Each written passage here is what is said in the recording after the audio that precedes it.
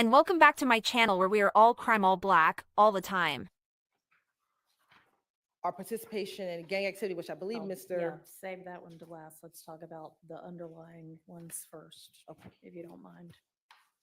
So I believe his next counter on is possession of a firearm by a convicted felon.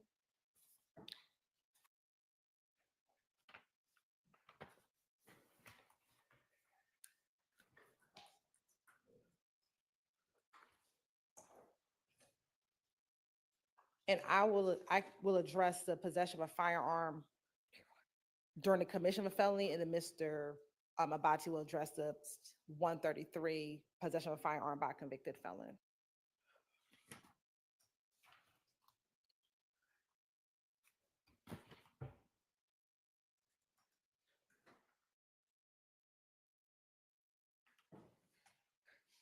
Give me a second.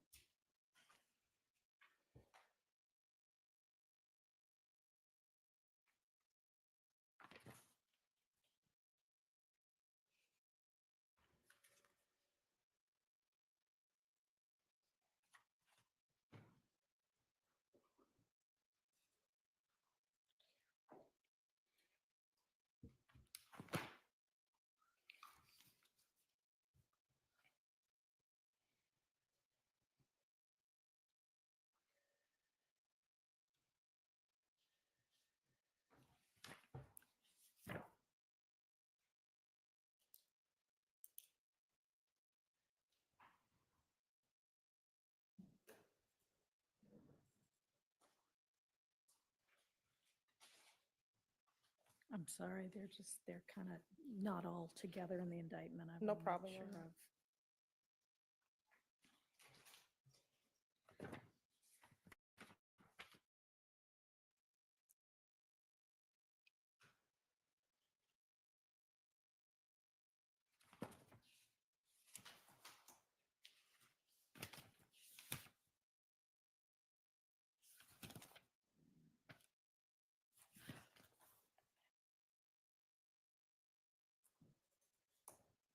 All right.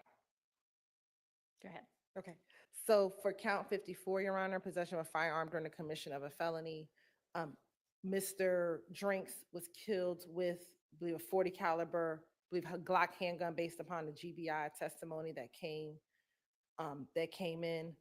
Your Honor, there was testimony yesterday from Investigator Viverito that in a video that's was created about an hour before the murder of Donovan Thomas, that there is a gun that could be consistent with a Glock 27, which is a 40 caliber handgun. That is the evidence that we have, Your Honor. We never recovered the handgun used in this case, Your Honor, but there is evidence. I believe if we look back to the Donovan Thomas murder, that after that murder, they got rid of the gun. It's the state's theory that the same thing occurred in this case, that after the murder of Mr. Drinks, that they did get rid of the Glock handgun that murdered Mr. Thomas. But we do know that he was, excuse me, Mr. Drinks, but we do know he was killed. It is the state's theory that Mr. Stillwell shot and killed him, and would have shot and killed him with a 40 caliber handgun, Your Honor. All right, and then the other gun one was the one that was tossed or that. Yes, Your yeah, Honor, and then we tossed know from Miss, Right before they were arrested. right before that, I'm sorry, that's count 60, Okay, that was registered to, Miss Taisha Alexander, Your Honor.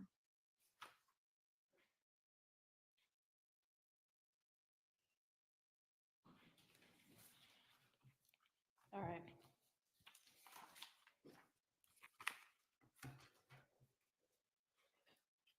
And I do believe for the gang, Your Honor, Mr. Adkins discussed that within the RICO when he talked about Okay. the gang. So Thank you. thank you, Your Honor. All right, reply argument. I don't feel the need to go on and on, but Your Mhm. Honor, I just wanted to clarify one thing. I felt that there was kind of a straw man where my argument was being presented about the overt acts alleged, that I didn't, the state needs to give a history, and the jury needs to hear about the history of different acts. I'm not saying that those overt acts aren't relevant. And obviously, I mean, we've been in here for a year. They've presented evidence of those overt acts, many of them, not all of them. My my assertion and my argument is merely that the state should not be allowed to create an indictment with alleged overt acts that are outside the statute of limitations, and then a listing of those overt acts goes back to the jury as part of the indictment. And that's all I'm arguing with that. Not that it's irrelevant, not that they can't get into it, because Yeah, obviously they I have. understood that to be your argument. I appreciate that. Thank you.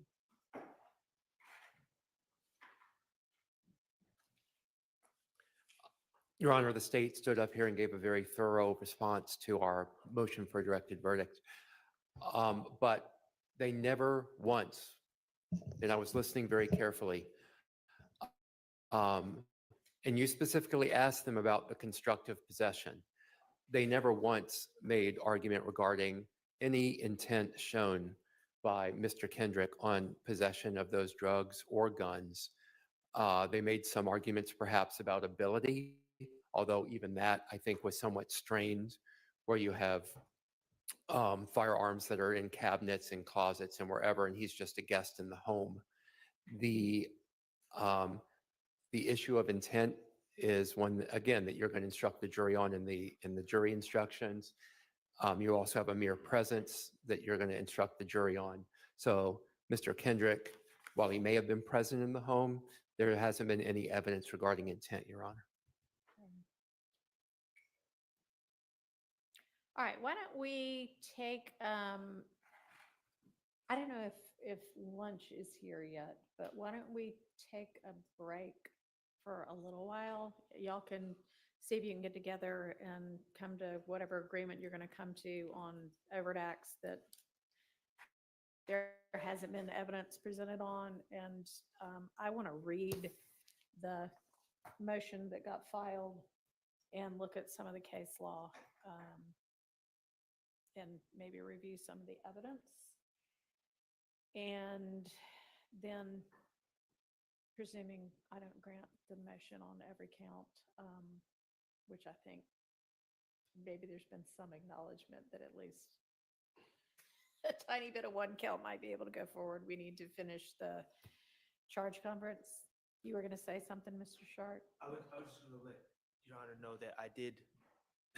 Calling it a chart is really giving it way too much credit. But I did email that to Ms. Persfield and the state, and I will update it after I confer with the state and figure out. I didn't mean to oversell what we had put together last. It's fine. One other thing, as far as the charge conference goes, I did submit one additional proposed jury instruction to I Ms. saw that Percival. one. I'll be interested to hear your argument on that Thank you. and the state's response. Yes, Your Honor. And on that note, we have discussed the charges for the overt acts Mhm. that the jury would not otherwise be instructed on, like armed robbery. I just want to let the court and defense know that the state has and is about to submit Okay. to the court parties the underlying crimes of the Okay. overt acts that are crimes and not otherwise alleged. All right, thank you. And, Your Honor, when it's appropriate, it can be later but could the lawyers from each side approach about a scheduling matter? Y'all can do that now.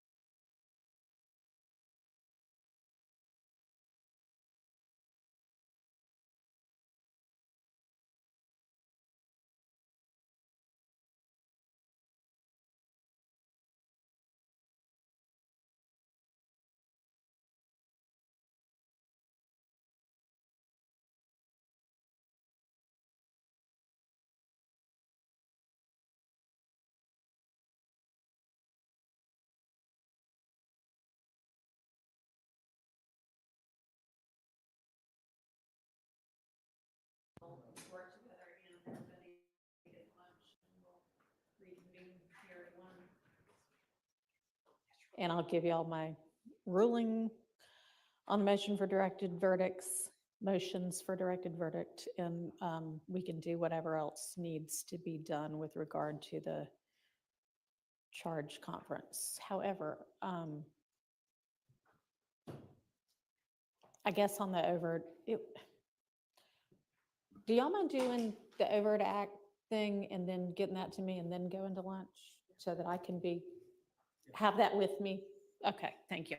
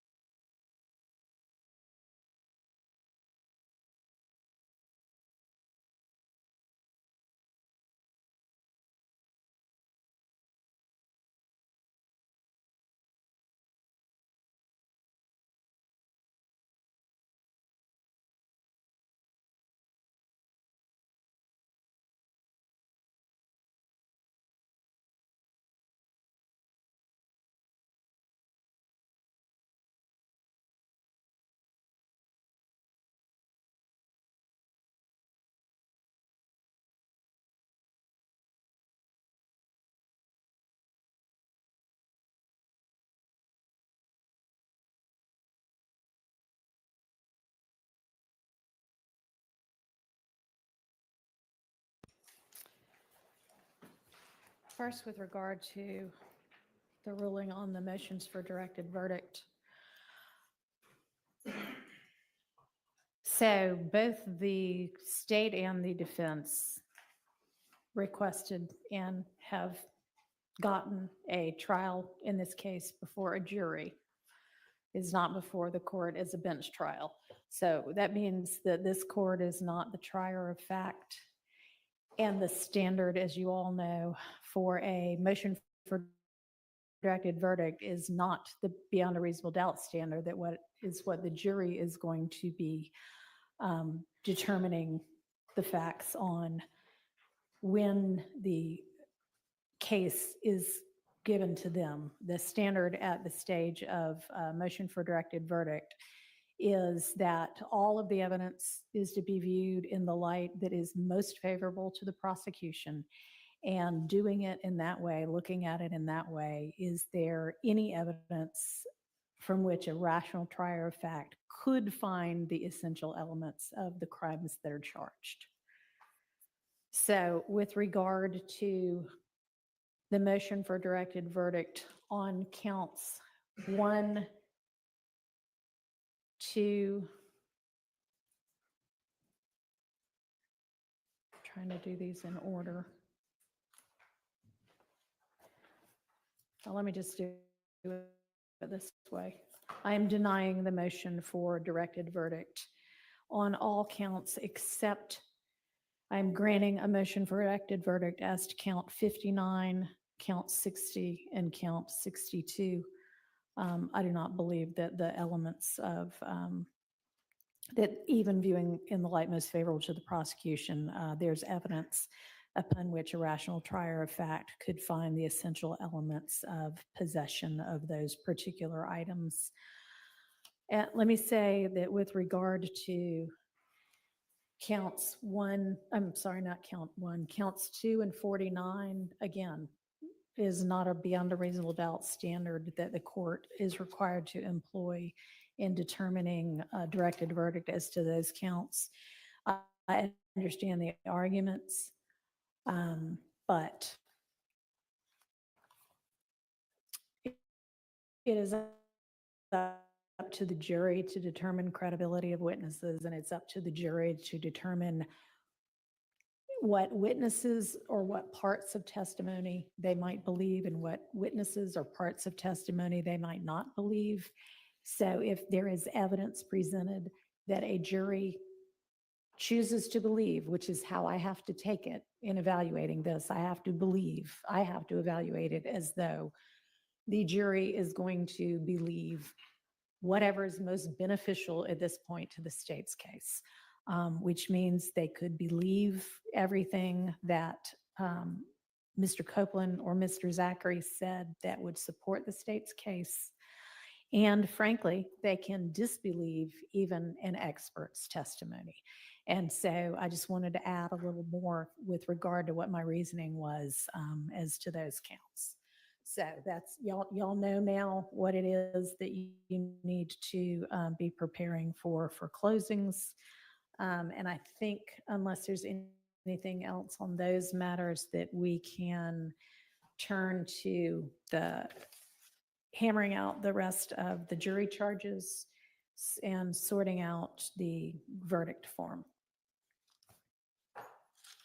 And I appreciate that y'all seem to have been able to determine for a lot of the overt acts, which there is not any evidence of. And so obviously those will get redacted out of the indictment. Let me also say with regard to those gun charges that we talked about earlier, that I am granting a directed verdict with regard to the greater of those charges on the 133. The state even admits they don't have all of the elements for that.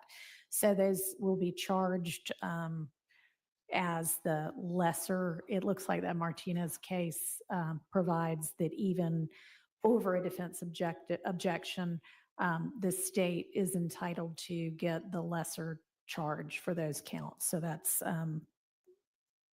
why that's kind of, I guess, a grant of a partial directed verdict as to those counts. And those were the Well, y'all know which ones they were. I don't have them right, right in front of me. What were they? 52, 64, and 61. Okay, thank you.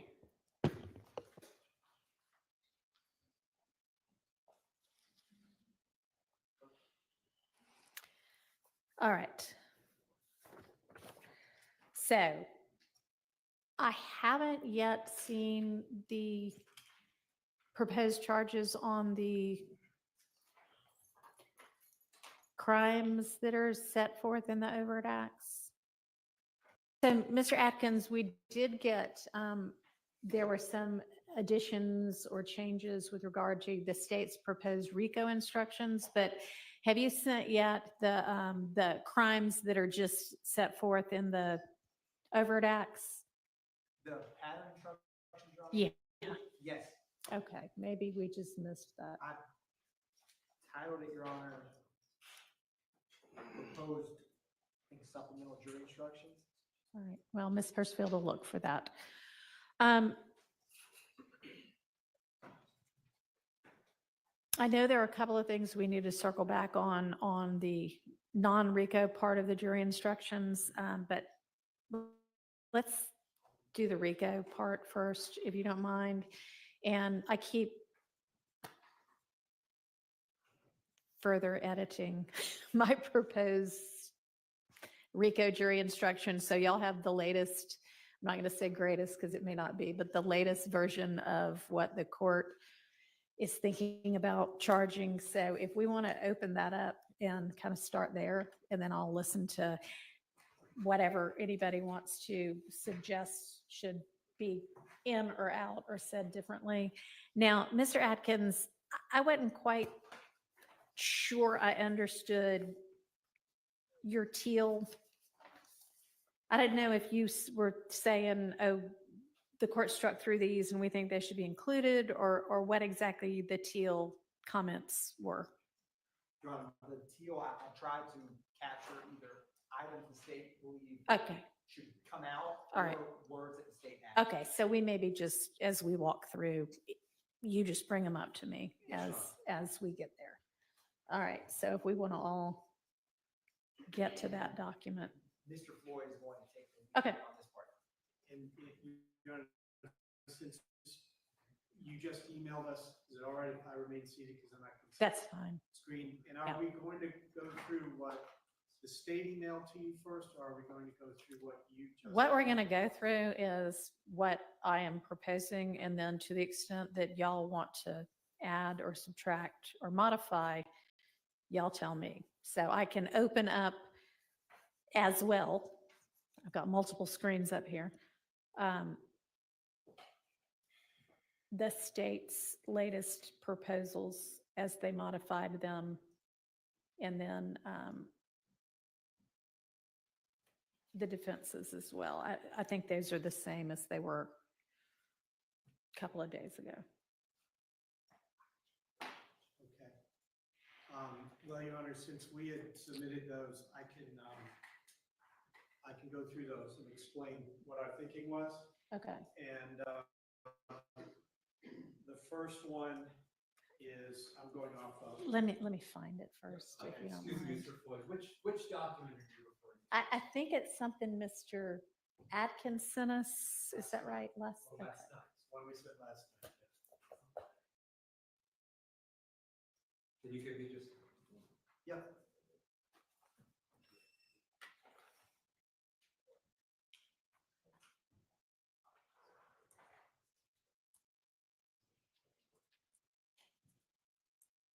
It's called Jury Instructions RICO Draft is what the reline for the email is. And then it's got an attachment. Thank you.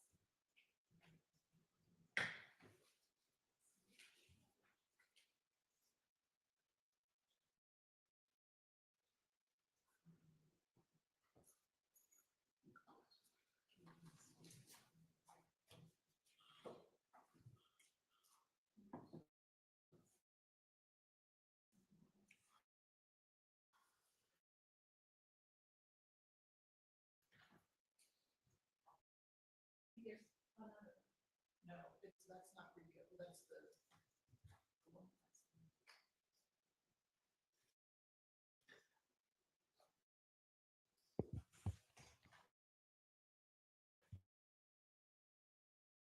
I'm, I'm assuming the one you're referring to is the one. Oh my gosh. Which one? There's 3 documents. The court's version of the RICO charges, the one that Mr. Atkins sent last night, that was jury and, no. Sorry. That was the jury instructions RICO draft for Mr. Atkins. And then there's also more recently from additional instructions that relate to some of the overt acts. That's correct, Mr. Okay. All right. And so as I understand, we're going to talk about the state's RICO instructions that Mr. Atkins sent last night. Sure. And approximately it's the one. Okay, thank you. That sounds right. It certainly felt like about 8:20. I felt like midnight.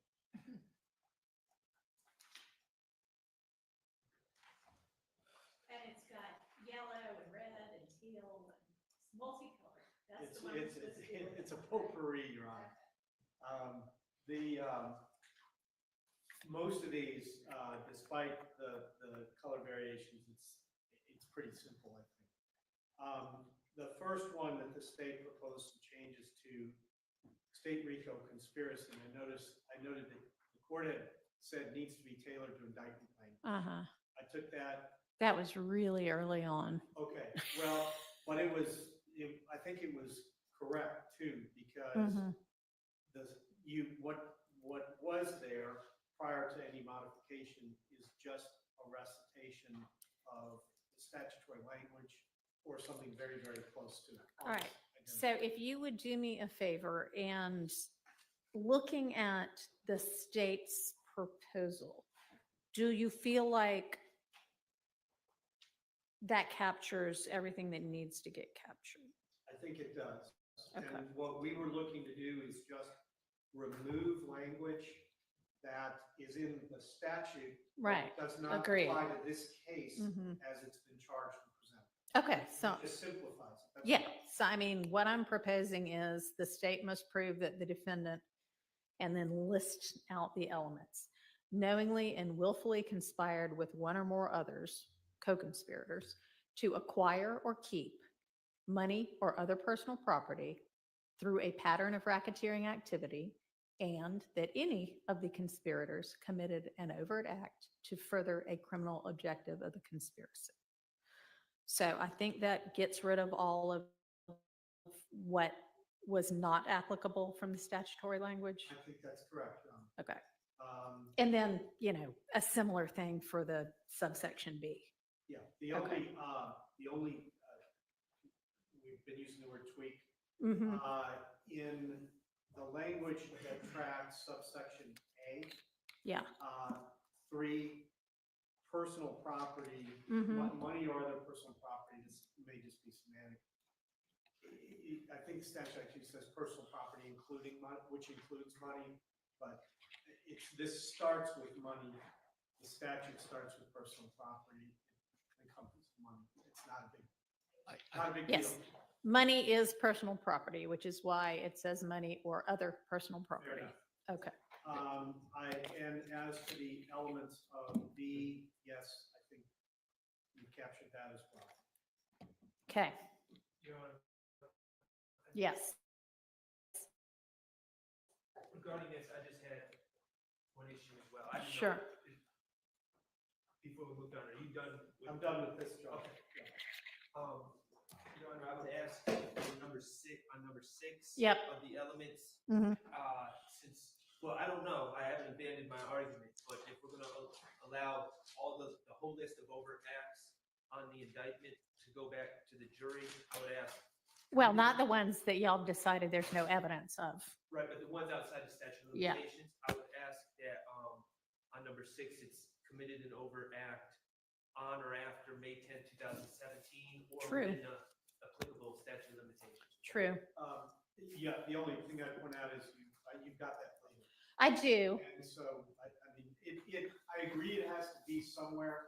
It's the question is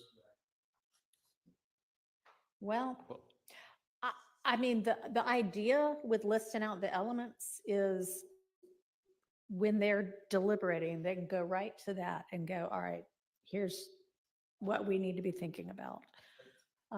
So, Which is why I think Mr. Schartz Yeah. suggested edit is useful. so I had written down the dates. It's like between May It'd be May 10th, 10th of 2017 and May 9th of 2022. It would be within 5 years of the date of the indictment. No, but let's Right, give them the which, dates. why not just give them the date? Why make them do math? Yeah. All right. Nobody wants to do math here. We're all The lawyers. calendar in my head wasn't functioning properly. Yeah. I mean, the indictment, the original indictment was what, May May 9th. 9th? Okay, If so, if that captures that 5-year window, we have no argument. okay. But the indictment doesn't, the indictment says, said accused together with unindicted co-conspirators in the state of Georgia and county of Fulton. You want if I said, Go ahead. on or between the 24th day of January 2013 and the 8th day of May 2022. So maybe the cutoff Okay. date should be the 8th day So of May, then May, what would that be? May 8th, 2022. No, for the beginning, May Oh, 9th, it would be May 2017. 9th, 2017. No, because I do the too. indictment May came out- 10th. I don't think they're, Yeah, the indictment came out May 9th. and May 8th. And honestly, the dates don't, and I'm saying May 9th, 2022. Your Honor, Yes. the evidence demonstrates the conspiracy continuing after that. The evidence that's been admitted demonstrates the conspiracy continued after that. That's So what's the law on, is it within 5 years before the indictment, or is it within 5 years before the indictment? It's before the indictment is what the cases say. I mean, if you look at, I believe it's Conzo, But that's the case. and- continuing on up until the jury gets the evidence. Yes. Well, Oh. I would disagree with that just because it's specifically pled yeah. in the indictment. It says, in the RICO charge, it says, for the said accused together with unindicted co-conspirators in the state of Georgia, county of Fulton, on or between 24th day of January 2013 and the 8th day of May 2020. Yeah, and with that, and with that specific date in there, I would think that anything after the 8th day of May 2022 should not be considered.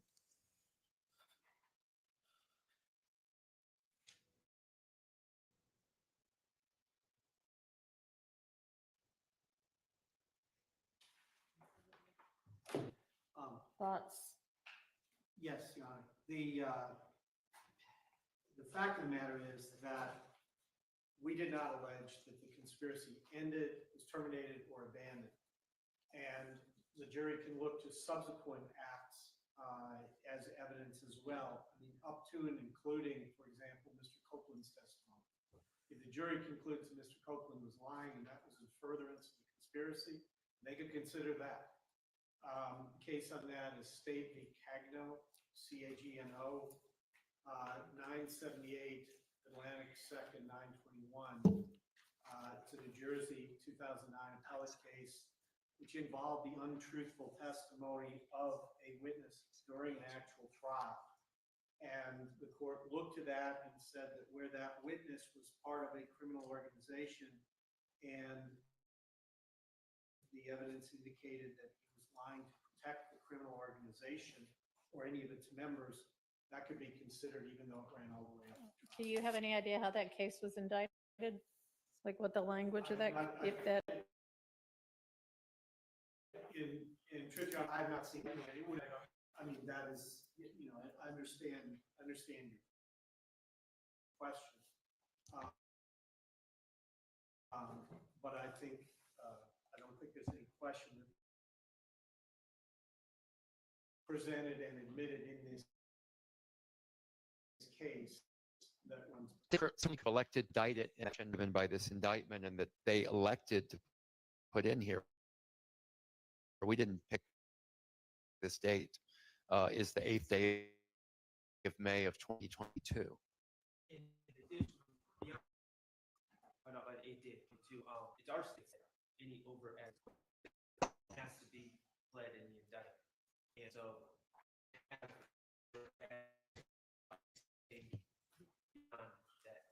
that date.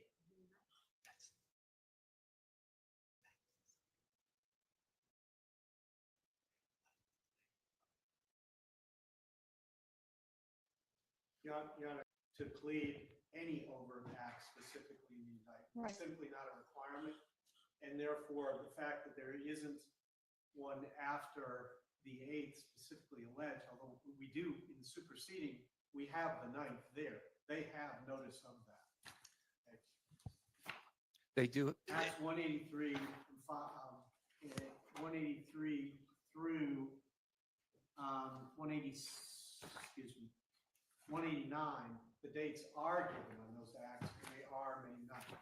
Yeah, Mr. Floyd is exactly right. They do have acts that are specifically listed in the indictment on May the 9th. But despite that, they still chose to put May the 8th in as the timing of the conspiracy.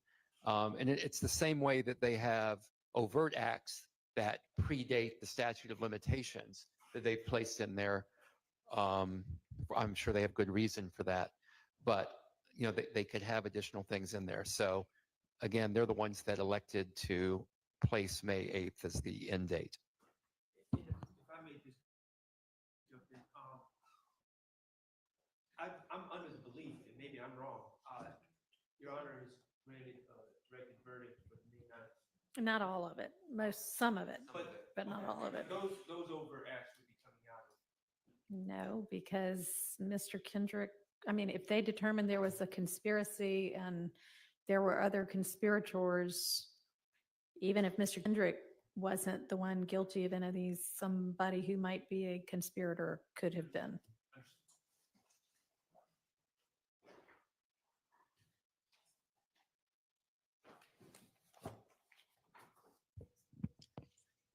All right. So I don't think that most of the times dates in indictments aren't material anyway. So I would think it's between May 10th, 2017 and May 9th, 2022. And I need to, that's all of the overt acts that are pled. So you're saying overt acts that aren't pled can support the conviction Yes. if there is to be one, as long as they are within, what, 5 years after the indictment? There's no time There's limit no- afterwards. I mean, It's there's just, just overt acts. Yeah. And I mean, I understand why the defense desires to put a box around this. The law doesn't put a box around this in the way that they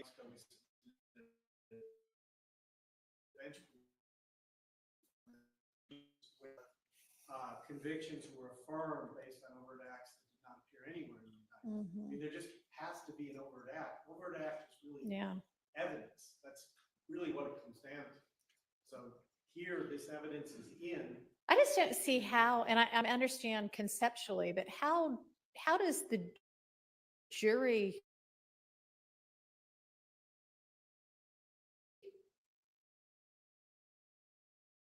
say, okay, here's the overt act that we're all agreeing. It's just something we heard in the evidence that how do we even know? Matter. I mean, I think. I'm trying to think of.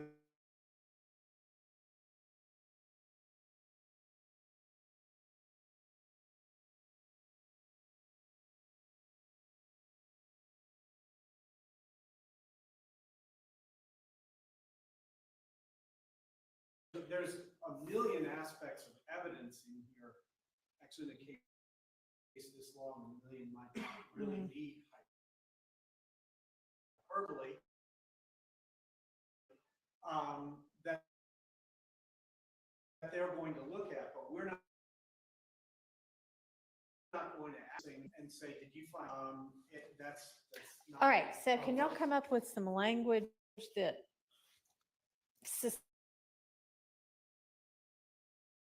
succinctly and non-confusingly says,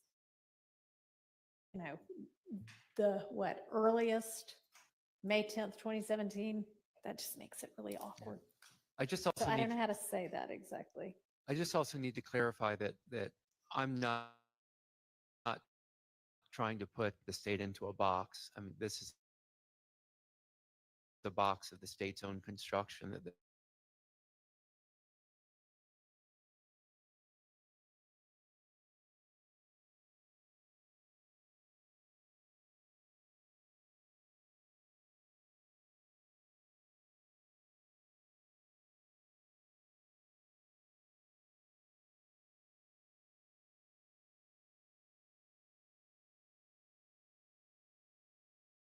I believe you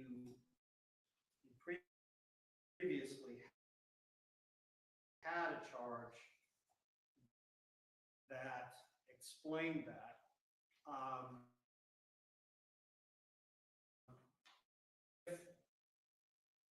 I don't see it in, yeah, I don't see it exactly in those. The ones that the state had submitted, I believe there is one on it there, but the only concern I have, and it's not a huge one, is that as to item 6,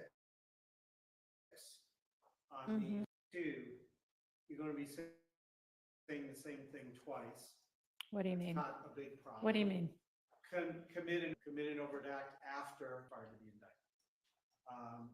You would say it twice there instead of once in a statute of limitations related to charge. That's all. I don't know what you mean. I'm sorry. I don't know what you mean. I thought what we were talking about, and I apologize if I've lost the path here. In item 6 is committed an overt act, and the request was after a specific date that would place the overt act within 5 years of the indictment. Okay. And I'm just suggesting you could say that once in one charge that's related to statute of limitations, or you could say it twice in each of number 6 because they're identical. Committed an overt act. All right, where's your statute of limitations language in the state's proposed instructions?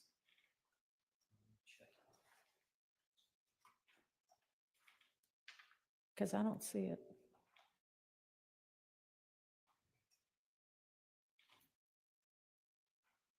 I apologize. Neither do I. Okay, didn't think so. There was, I'm thinking one, I know I've seen one, I guess it wasn't in this version. But the state does not disagree that an instruction that says the jury has to find an overt act within 5 years of the indictment is appropriate. That's fine. We're not disagreeing with it. It's simply how the exact language is crafted and where you place it in this sequence. Well, I think it's probably easy enough to say committed and as number 6 to both of these, committed an overt act after May 10th, 2017. Okay? I would suggest, Your Honor, that, it's the law.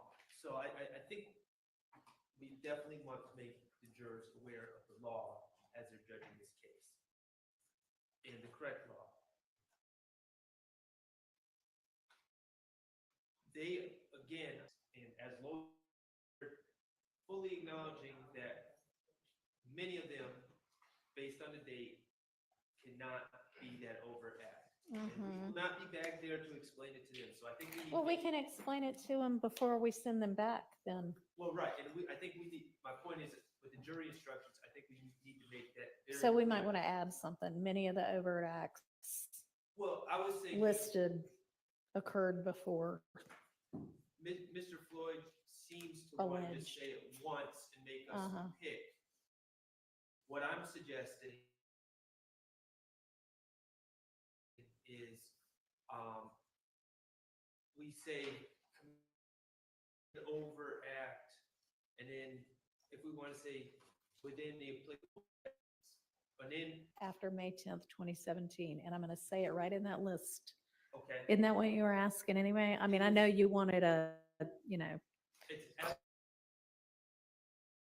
close brackets at the end of it. I think it's important that we put it there. But in Mhm. your, in the court's proposed charges, you also have a separate charge about the statute of limitations for overacts. I'm pretty sure I saw that in your, Oh, that was, that was in the one that you sent a couple of days ago. don't look at that. Look at the one that Ms. Percival sent to y'all about 10 minutes ago. The one you sent today, it's in the second to last paragraph highlighted in Yeah. yellow. And yeah, Unfortunately, I made my edits on the one that was. well, that's so fine. I'm trying to- That's fine. Yeah, I'm trying to go back and forth. Only need to be in there one time. And if your Yeah. goal of the initial, It's not going to be in there just one time. And Okay. the language that's kind of at the bottom of the court's proposed RICO instruction right now, I mean, I'm thinking that it may be that there's sort of paragraph language for count one and then the 4 or 5 paragraphs after that, that's going to be after all of the instructions when, you know, we always say, you'll have a verdict form. I think this verdict form may be one that I actually hand out to them and say, and walk them through. And then kind of say, all right, look, here's how you're going to think about this.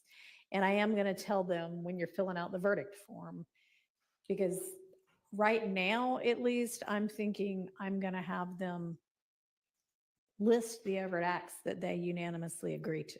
yeah, I think that would be best, Your And Honors. that I'm going to say during that part, you know, at least one of these, to support a conviction, at least one would need to be after May 10th, 2017. Yeah, I think that would be the best way to go. And especially because of how, even for attorneys, how complex this is. Yeah. That if you could walk them through that form in that fashion, that would be beneficial for all involved. Your Honor. Yes. As, just because this argument seems to have shifted a little bit, looking at the first page of the most recently distributed Yes. court's charges, Mm-hmm. simply adding after May 10, 2017 to number 6, each time you've got it, because you got it there twice, not the objection. Okay. That's fine. All right. Getting into the details of the statute of limitations as it may fit into the verdict form, I don't think you want to do that here. I'm because not it going to. Interrupts the flow of the elements. Agreed. And then when we get to the verdict form, I have a point about what's. That would be discussed. great I'll do because it- I can do it now, or I can do it. Don't do later it if I now. want. don't do it now. Okay, all right. All I will right. not do it now. Next. All right. Under conspiracy, the last sentence, it may also be inferred from any evidence. Where are you? In last sentence. last On the full sentence. state's proposed, where are I'm you? Following this person. Okay. I don't, Okay, the charge begins with the bold, yes. the second paragraph under that, which. Okay. On my printout is the bottom. Okay, yes. All right, in the last line, it says after the commission of the alleged offense. Yes, that is highlighted because that was the language that was proposed by somebody. And I don't know what that's supposed to mean. So what do y'all mean by that? I don't know that this is what we proposed, but it. I may don't have know been- where it may came have been from. Picked up from language in other kinds of conspiracy cases. But I think here you could say,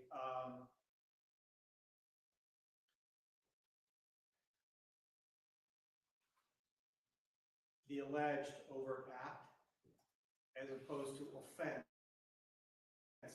Because some of them are offenses and some of them aren't.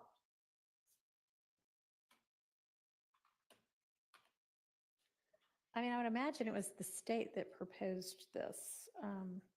It I may mean, we be, could, but I just to be understand less that- confusing, just say presence, companionship, and conduct. That's fine. And then we don't have to give it the temporal reference.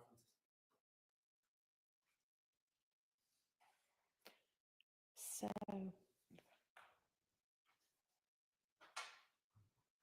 Well, I don't know we need to say it at all because we've already said the nature of any acts done, the relationships, which would be companionship, conduct of the alleged conspirators, which would be conduct. And so So are you? maybe would- just ditch that sentence altogether. And stop at criminal design? So it would read, the existence of a conspiracy may be inferred from the nature of any acts done, the relationships, interests, or conduct of the alleged conspirators, and other circumstances which may disclose a common criminal design. However, mere association with an enterprise is insufficient by itself to establish a conspiracy to violate the RICO Act.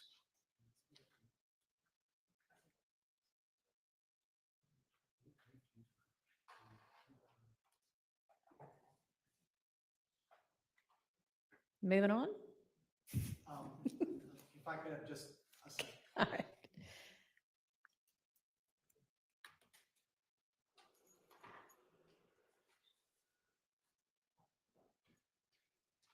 Um, Moving on, Your Honor. Okay.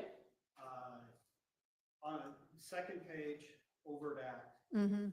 um, So obviously, I'm not going to include in there the two sources. I just wanted to let y'all know that's where I got the definition of overt act. I understand, and I didn't think that was going to be in there. But the modifiers open or manifest, Mm-hmm. I don't think that's necessary. I think it tends to be confusing because they're going to be left to kind of guess at what open and manifest is. An overt act can actually be inaction.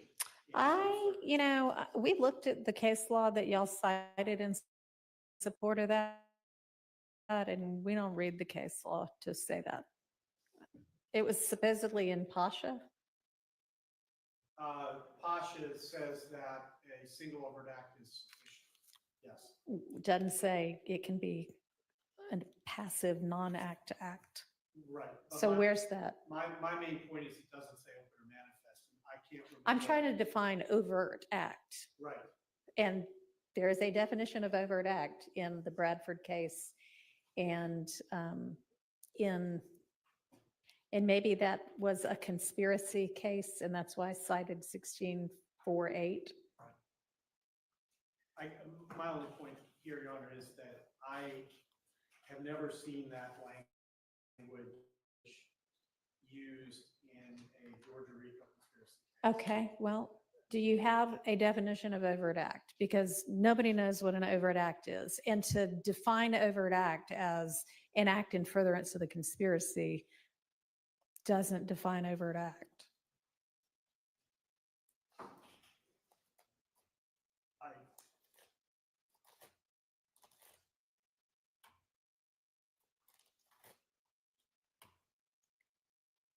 guess- I mean, I'd love a definition. All right, Your Honor, if we can have the opportunity to take a look at it, and we may be able to submit something that does that work. I'm just concerned about open or manifest. They aren't self-defining terms. I don't think they actually. lend a If lot they of don't clarity help, to it. then yeah, I don't want to use them if they don't help. I'll just, if you give us an opportunity. Sure. We'll look, and if we can find something that we think contributes to clarity, we'll certainly send it to the court promptly. There's the Black's Law definition. That's actually the place I was thinking.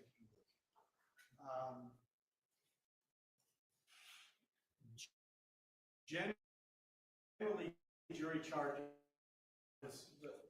I've looked at a lot of jury charges in connection with this and other cases, and open manifest, I can't say that no court has ever used it. There's so many conspiracy cases out there.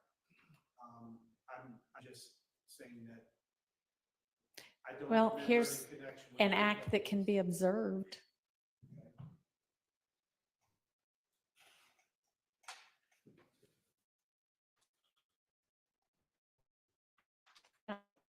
I don't think it's actually a paywall. I can't, I can't.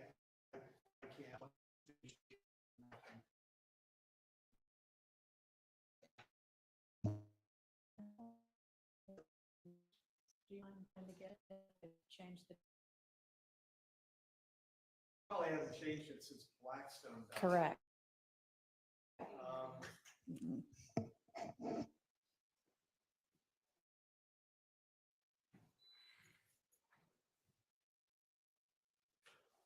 All right, anyway, we'll come back to that.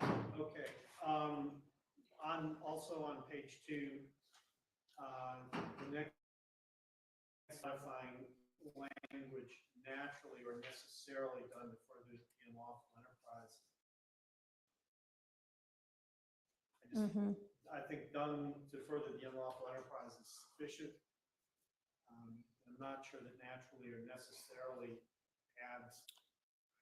Well, naturally might not, but I think something in the way of a modifier, because it's something that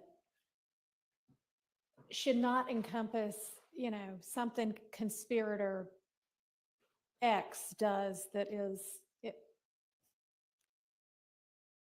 just this random thing that might, but is not designed, I think is and we didn't make that language up. It came from some case. Okay, okay. Sorry. I understand. If it was just random, it wouldn't be done to further the enterprise. That's why I think done to further the enterprise captures what's necessary. I mean, the language in the statute is to effect the objectives of conspiracy. There's no naturally or necessarily. And I think it might have even been from a U.S. Supreme Court case, but we'll ask Ms. There's- Persfield when she gets there's, back. there's quite a few of those. Any weigh-in from the defense on this? I'm sorry, Your Honor. I have 3 different versions of very similar documents. I am so sorry. So, I know. It's okay. Mr., if you could tell me, I I gotta can read it loud if that helps. Well, It's the bottom of page 2 of 5, the last paragraph in a document titled Judge Draft RICO Charge that we They're all received. titled that, unfortunately. I'm sorry? I think Oh, they're all titled labeled that. Rev 3, maybe it should have said. It says, when people conspire together in an unlawful enterprise, any act done by any of the conspirators to further the unlawful enterprise is considered to be the act of all of the conspirators. However, each conspirator is responsible to the extent that those acts are naturally or necessarily done to further the unlawful enterprise. I'm not sure about the need for naturally, but I believe that necessarily is an important word there. I'm going to disagree with my colleague's application also. We'll figure out the source of that language and come back to that as well. May I go? I'm just going to try to jump in sequentially, Okay. so we can Yeah. go down this. Yes, as yes, opposed that to- works. If I could go to the paragraph above that. Mm-hmm. No. Okay. 3 paragraphs above it, To be an enterprise? here, What's it say? here the specific enterprise the state alleges is Young Sod. Oh, yeah. I'm going to ask Your Honor to consider just taking that out. We're defining enterprise. I don't think we need to make specific reference to the state's allegations. Fine with me. I mean, they can read it in the indictment. They read it in the indictment and we can argue it. Okay. It's gone. And then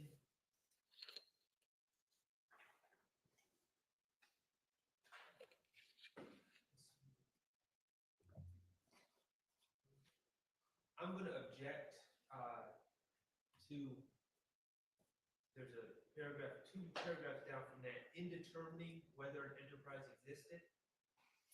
Yes. I don't think we need anything after the racketeering activity, comma. I think it can say, in determining whether an enterprise exists, you may consider any evidence of a pattern of interrelated racketeering activity. Period, that's it. I don't think we need it, and such evidence may be sufficient for you to. Yeah, that came from, I don't know, Came from Turquette versus United States. Yeah. And Boyle versus United States. Straight out of Supreme Court language, and it's out of Martin versus State, which is Georgia Court of Appeals, adopting Turquette. yeah, Um, it is confusing though. Well. I mean, it's like almost saying the same thing twice. I think the first time it's saying consider it, and then the second time it's saying it could be enough. Yeah, I think you, to simplify it, if that's the objective, you might just say, determining whether an enterprise existed, you may consider any evidence of racketeering activity. Just stop there. Oh, no, it needs to say a pattern of interrelated Well, it racketeering. doesn't need to say a pattern and interrelated, so I can just say a pattern of racketeering activity, because when we defined it, it has to be interrelated. And Well, if you- then if that's the case, could we leave in interrelated and get rid of pattern? If you only want one of those words, Sure. I prefer I'm interrelated. fine with both of them.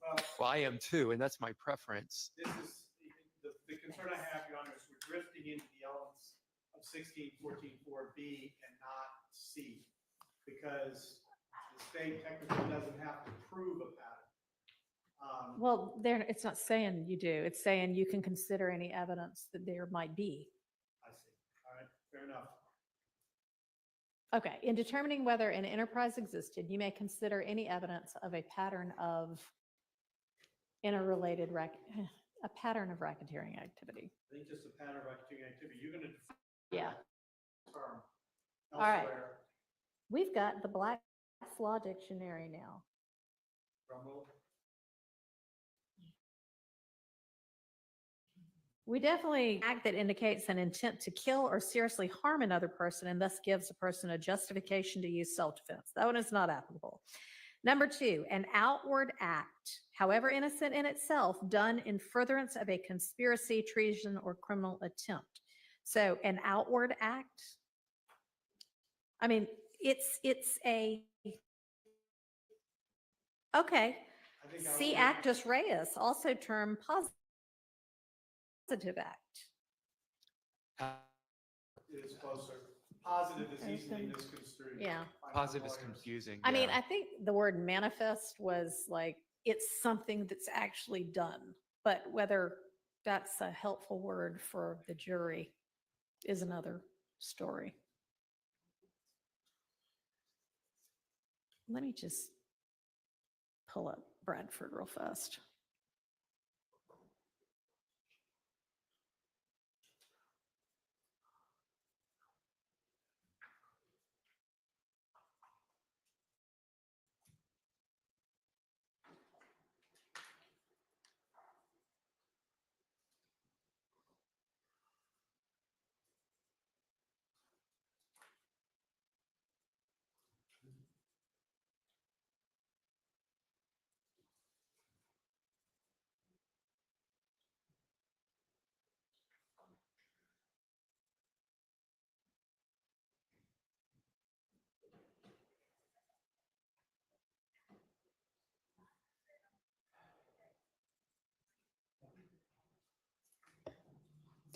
All right, so this is Bradford v. State Supreme Court 285 Georgia 1 from 2009. An overt act is one commonly understood to be, quote, open, quote, manifest, or, quote,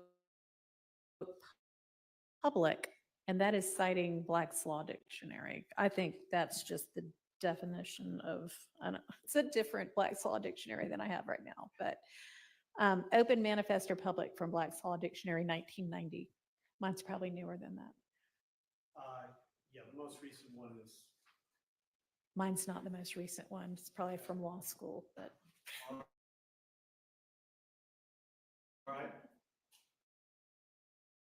It's the best one.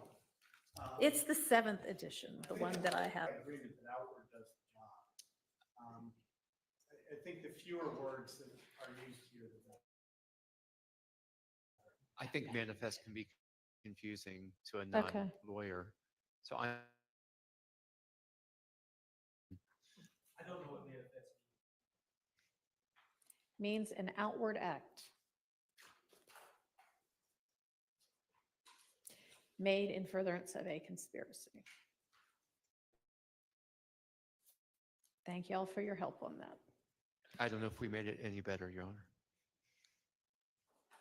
All right, now back to the naturally and necessarily. Ms. Percival, do you remember what case that language came from? The under enterprise, each conspirator is responsible for the acts of other conspirators only to the extent that those acts are naturally and necessarily done to further the unlawful enterprise.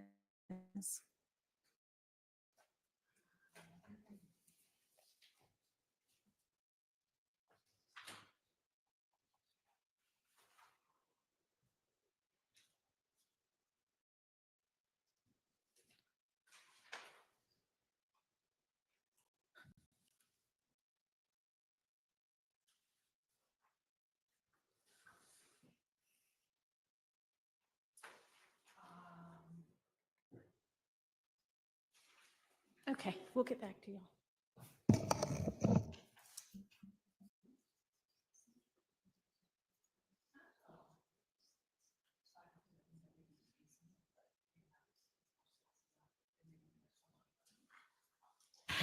Mr. Floyd, it's from the jury instructions from the APS case, which you touted to be the standard by which we should all be I measured. think I did. I think I did. So I think mention we're that gonna- Things have evolved a bit since then. I think we'll be leaving that in there. All right. Thank you, Ms. Percival. My plan is to not die on that hill. On page 3, Your Honor, definition of racketeering activity, the first line. I don't think or soliciting someone else. Yeah, that's why it's To highlighted. commit So it. that was where the teal Yeah. stuff got confusing. I didn't know whether the state wanted that in or out. I think we can take it out. So What it's we were, just what we were committing or trying to attempting do is to commit. simplify it by not having you instruct on things that aren't. Well, I don't believe there's any allegation or any evidence of solicitation of someone else. Yeah, I don't either. Okay, so that would then just read, means committing or attempting to commit any of these crimes in the list. All right. Under the list, I think the states had use of an item with an altered identification mark. Do we have evidence of that? Yes, Your Honor, it was the Trontavious Stevens had a firearm with a scratched off serial number Okay. that I think that evidence came in through an officer testifying about it. I thought so. I just wanted to circle back on that one. And then all of your other teal things, again, I didn't know whether that meant I take apologize. these out, leave these in. I apologize, Your Honor, for the teal confusion, but my intent was to, well, Well, let me ask you this. If you look at the list as it exists in this draft, does that cover? it does, Your Honor, and I actually, the burglary. Right. We do not need that. There was an Okay. allegation of a burglary on an overt act that we did not present evidence. All of. right, we'll take that one out. What about use of an item with an altered identification? Yeah, we just talked about that one. Okay, I'm sorry. And Mr. Atkins is right. There was some evidence of that introduced. Okay. The possession or the use of? The reason we put, let me explain that change. Okay, sorry. Is that some of the drug-related offenses are broader than mere possession or use. And so we put possession or use in there because that's possession and possession of with intent to distribute. That's what's charged. Where are we talking about? We are in the list Mhm. of crimes, the last two. Okay. Possession of marijuana with intent to distribute in possession of marijuana? Right. Okay, And I actually, we meant to make this modification with related to controlled substances that may not have gotten in there. But the same thing, possession of controlled substances. okay, so it's violation of the Georgia Controlled Substances Act. Do we want to, We can. Article 2, and I assume that both codeine and cocaine are within Article 2 of, okay. Schedule, cocaine's a Schedule 2, codeine's a Schedule 2 or 3. On memory. So then it would be what? Possession of codeine with intent to distribute is what was charged, right? Yes, I believe so.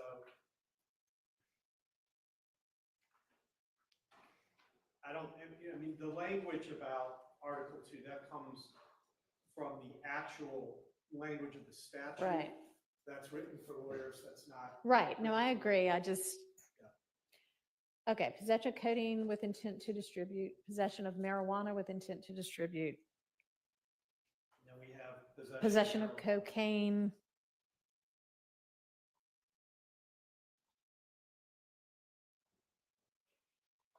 And possession of marijuana. Okay.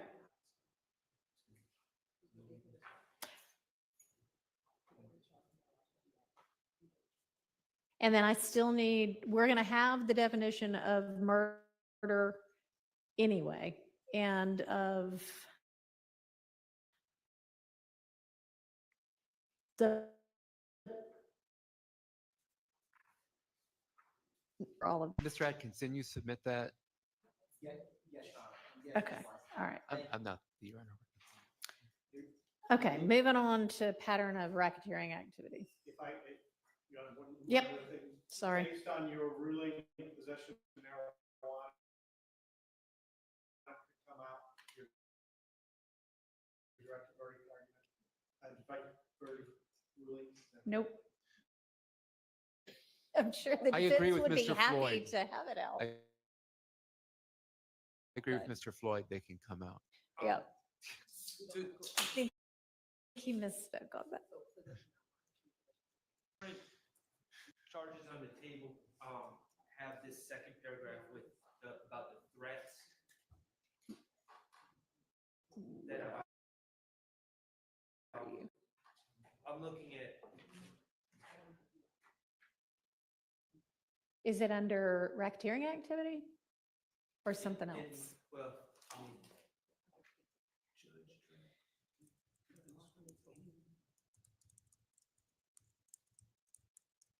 right, under we have racketeering activity, Uh-huh. and we define it, and then we have a second racketeering Right. activity also means any act or Right. threat. Okay, I don't know. Do we have a threat that involves murder, robbery, theft, receiving stolen property, obstruction of justice, or dealing in narcotic or dangerous drugs? We're gonna bring them homicide. Yes, for the caption of one of the photos. Yes, we do have, we have threats and we have acts. Okay, So, I mean, the any act or threat involving language comes directly out of the statute. Okay, but we don't have a threat of robbery, theft. I don't know what it would be. by God, I'm going to deal in narcotics. We don't have a threat of obstruction of the officer. I don't know what a threat of receiving stolen property would be. So why don't we just say, and take what I would suggest, we just take that threat paragraph out and we could just put murder or threat of murder. Well, and then you would have what? Any act involving for the. Any remaining act ones? that involves murder, threat of murder, robbery, theft, et cetera, et cetera. I think that could do it. Yes. Okay, thank you. Great with that thing. Okay. I'm actually changing it online.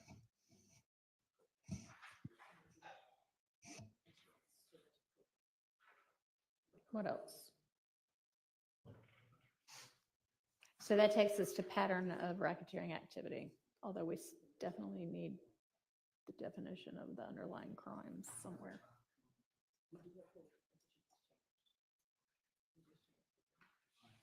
Your Honor, going back just a second. Okay. On the reference to controlled substances on page 3, the two specific drugs would be cocaine and codeine, possession with intent to distribute.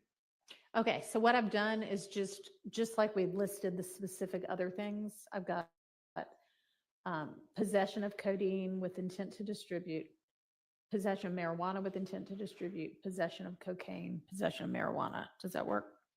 Okay. All right, thank you. Which would take us to page 5. All right, are there any issues for the defense on pattern of racketeering activity? Yes. Okay. And I mean, I've even got an issue on what I list as my element number 3. When it's only a conspiracy, there don't have to have been racketeering acts achieved. There might be, but there don't have to be. And so how do we deal with they've got to be within 4 years of each other? I don't think it's relevant here because the question is the contemplated objective, not the actual way it turned out, because that would be a substantive charge. I don't think there are any there aren't any that are separated by more than 4 years. as Well, guidance. I mean, y'all were just arguing, we've got the murder of Donovan Thomas in 2015, murder of Mr. Drinks in 2022, right, which is more than 4 years. And so Close to assume that. that's all that they find is interrelated. Then what?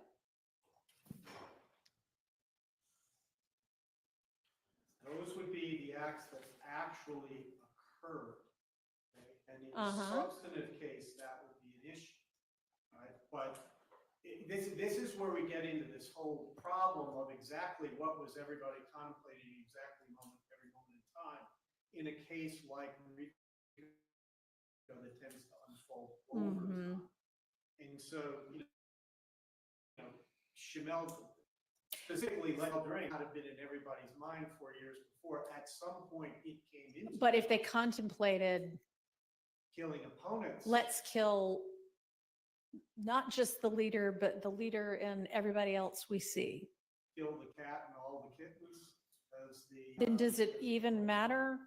Does the 4 years not matter then? 4 years does not matter in that circumstance. And there's certainly no Georgia case that says it does. Well, are there any Georgia cases that deal with conspiracy assertions and not substantive that also talk about this? Provision? Yes, to me, this is the toughest issue there is in terms of figuring out what the actual law to charge is. I understand the challenge, Your Honor, but again, the one thing that when you look at the cases that address conspiracy is that while there are aspects of conspiracy and substantive charges that are similar and maybe even overlapping in some respects, conspiracy is different. Yes. And so what this is basically importing the what ultimately happened test in here. I'll go back to the hypothetical. And I'll try and. Well, I mean, I understand your hypotheticals. What I'm going from is statute, further developed by case law.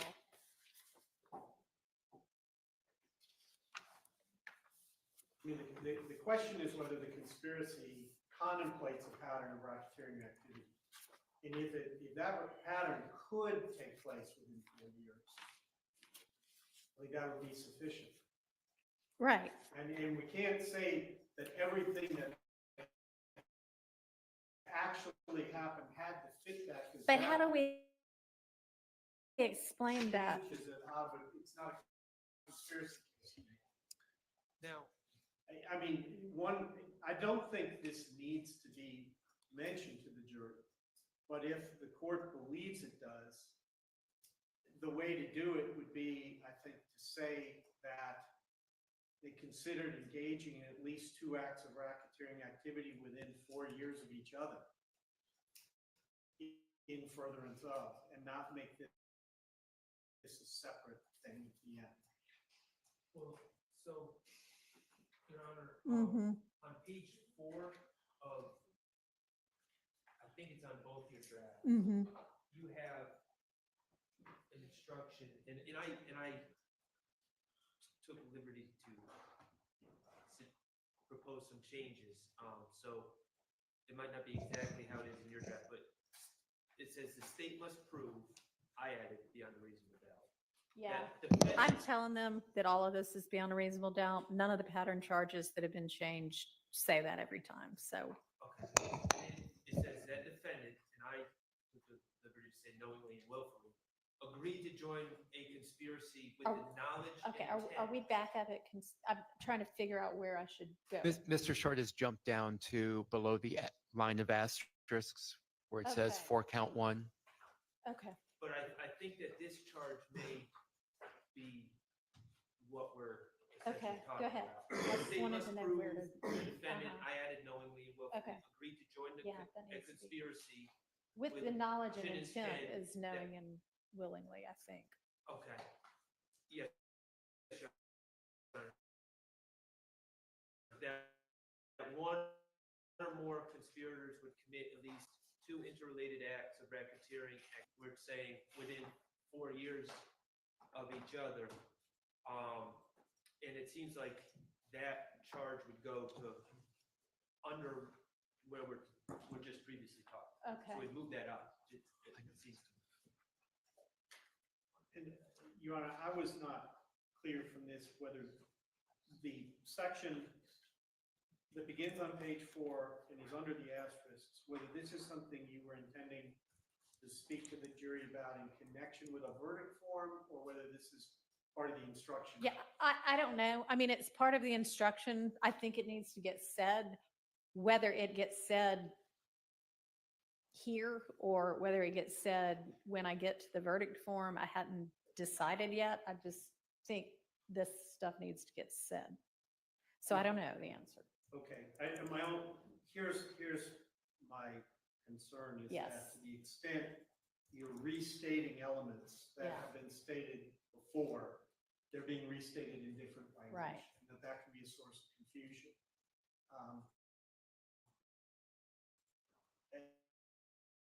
I mean, the court, the way I'm interpreting what the court did, as short and succinct and simple as you could, consistent with the language of the statute, and I understand that.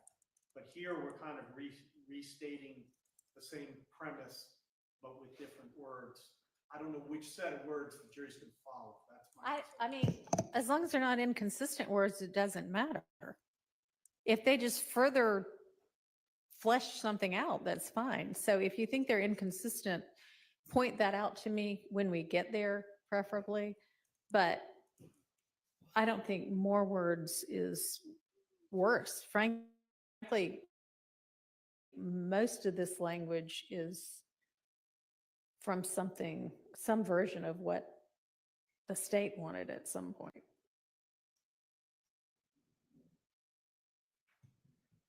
But I mean, I was kind of thinking it would be when we're talking about the verdict form, but yeah, I definitely don't want to be inconsistent. That would be bad and confusing. Don't want to confuse, want to clarify. Okay, so within 4 years of each other. So back to pattern of racketeering activity. I'm defining pattern of racketeering activity.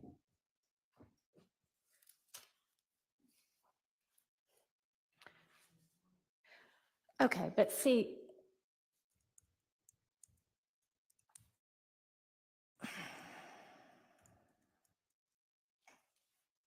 hang on. So we're defining pattern of racketeering activity, you need the concept that they have to be within 4 years of each other. And then they're not being found guilty of engaging in a pattern of racketeering activity if what they're supposed to be determining is, did they conspire to engage in a pattern of racketeering activity?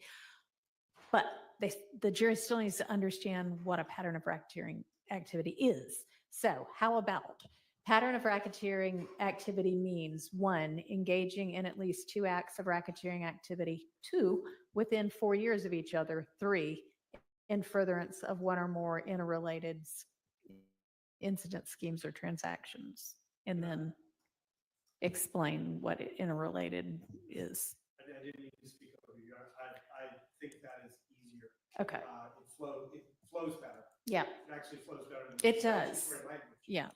Okay. All right, I think that's what we'll do then.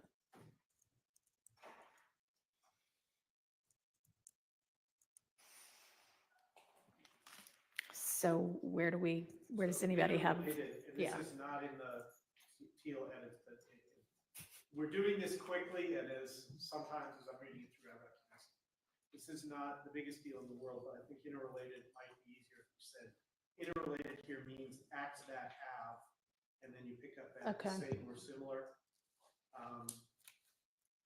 Because interrelated modifies acts. Okay.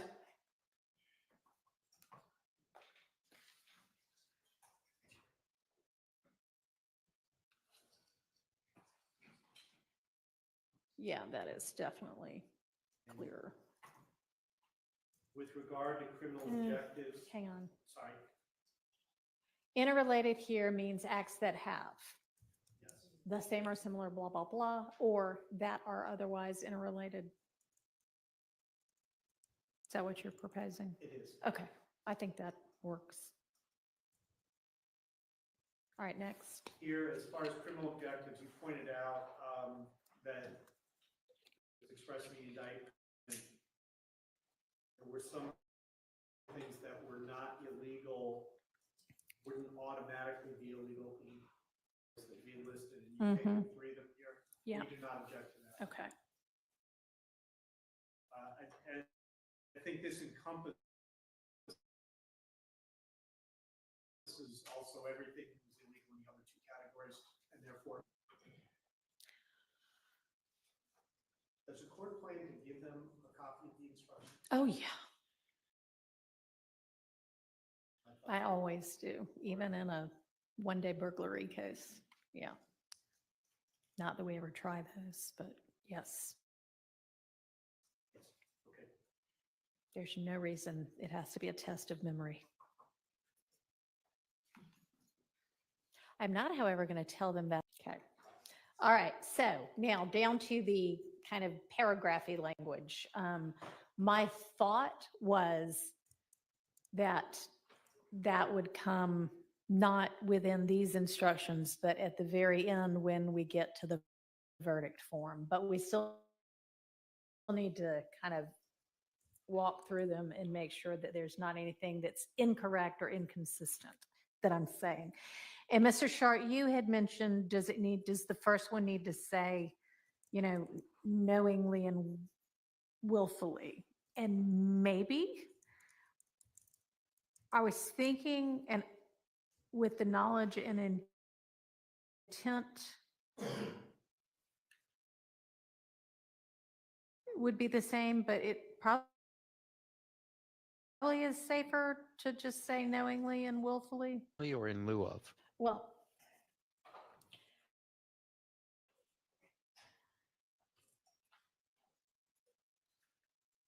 I'm sorry, what's the proposed revision? for count 1, the state must prove that the defendant knowingly and willfully agreed to join a conspiracy.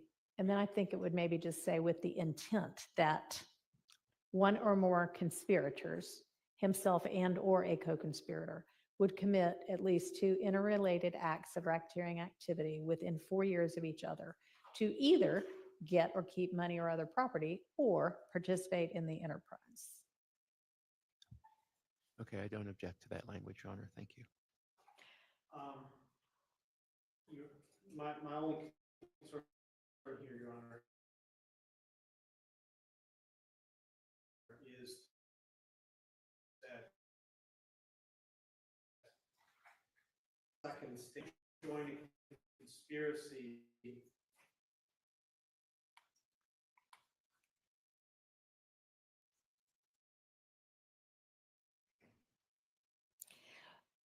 I mean, if I don't say what the conspiracy is, or, I mean, we could join a conspiracy to, I'm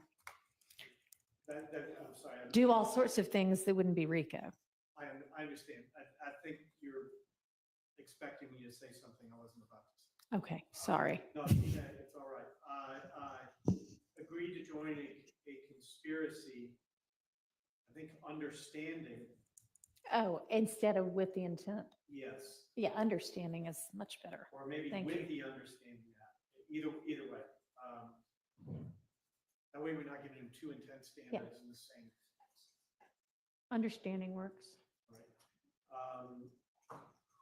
right?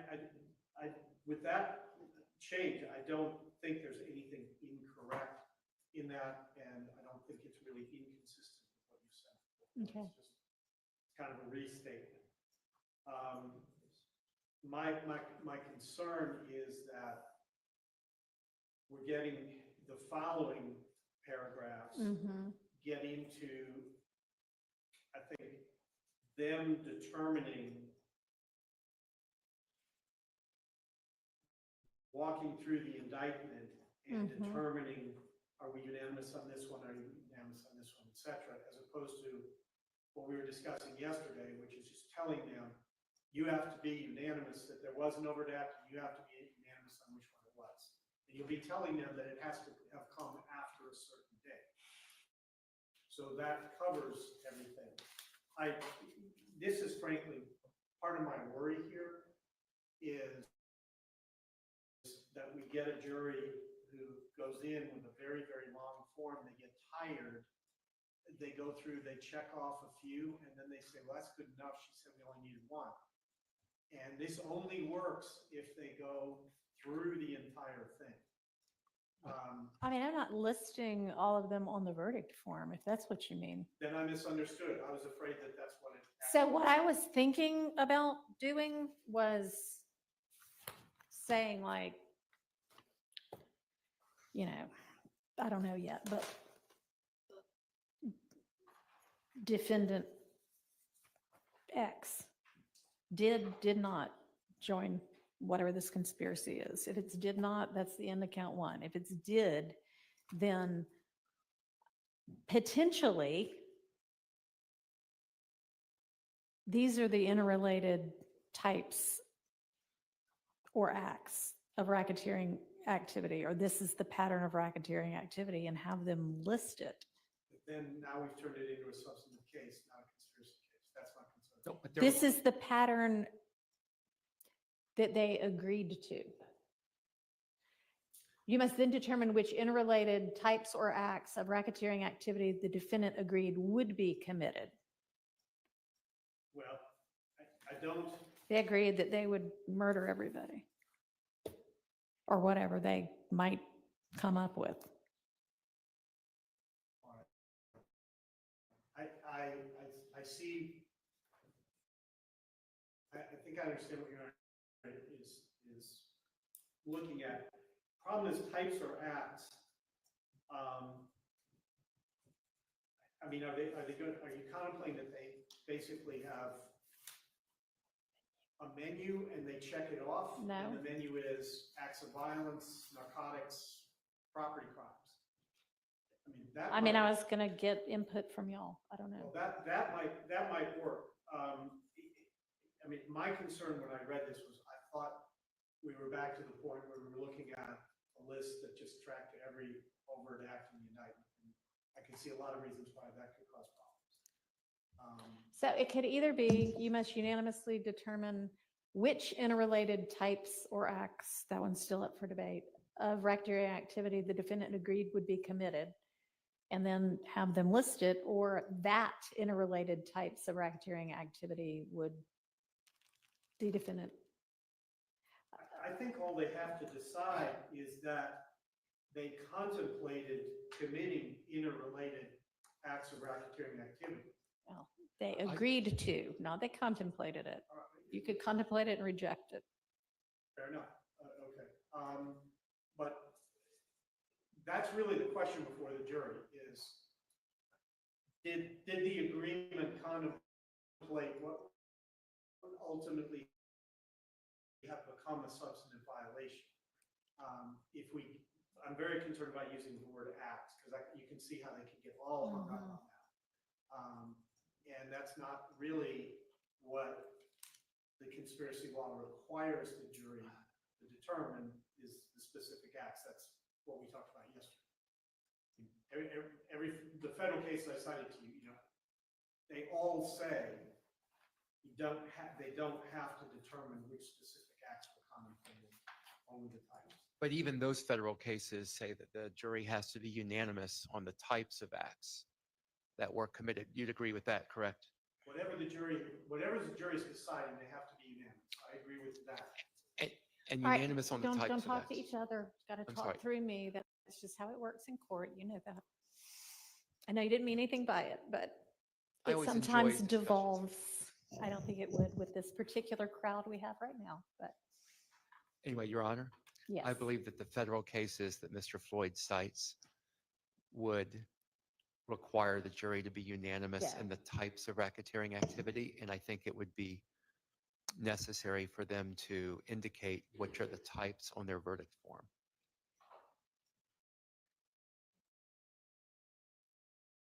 I don't think it's required.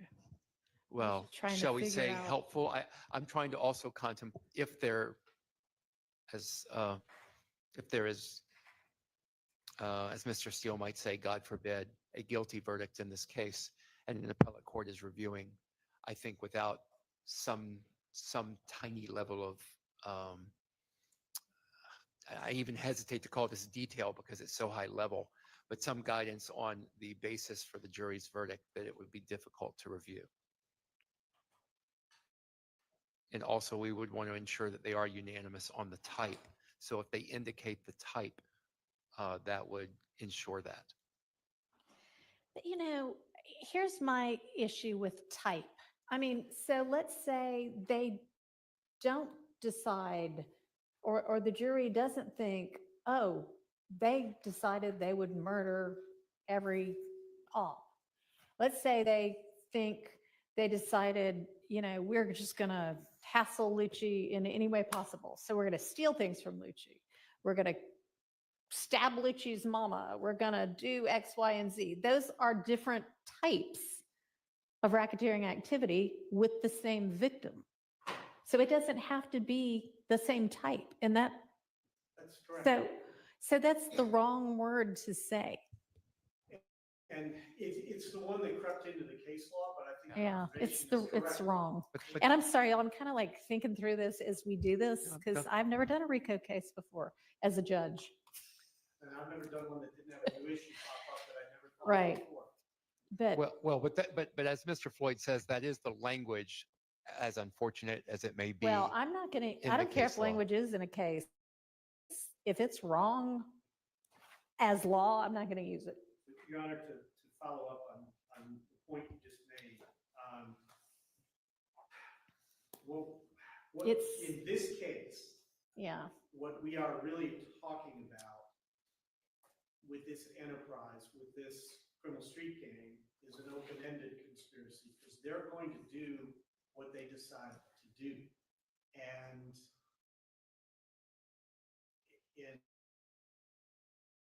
once you're in, you're basically agreeing Mhm. to do. As long as these are things that such an organization might accomplish when you sign up for it. And this is what, when you look at the older U.S. Supreme Court cases, one that sort of states the bedrock principles, like Pinkerton, for example, basically says, you sign up in a criminal endeavor, you're on the hook for whatever follows from that. The solution to that is not to sign up for it, is not to become joined into it. And in a gang like this, an organization like this, the sort of one of the fundamental tenets is acts of violence and threats of violence against perceive as your opposition or competition. You know, that's you know, the real question is, are you agreeing to join in an organization that does those things? But it's And that you or somebody in that organization would do them. Well, right, yes, but that's my point. Well, I is mean, that's the within rub. That's within the contemplation. I mean, when you're joining up, those things have already happened. You already know this is what this organization does. It's not like you joined the Boy Scouts and you found out that they are engaged in acts of terrorism. It's like joining a terrorist organization and finding out they're engaged in acts of terrorism.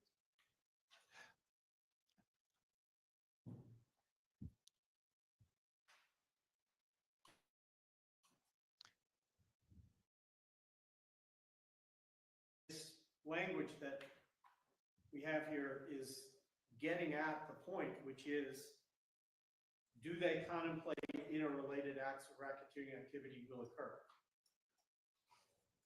and we do, And I guess we've already said it up above. If we're not going to say what was it, then we've said the state must prove the defendant knowingly and willfully agreed to join a conspiracy, understanding that one of them would commit at least 2 interrelated acts of racketeering activity within 4 years of each other to purposes.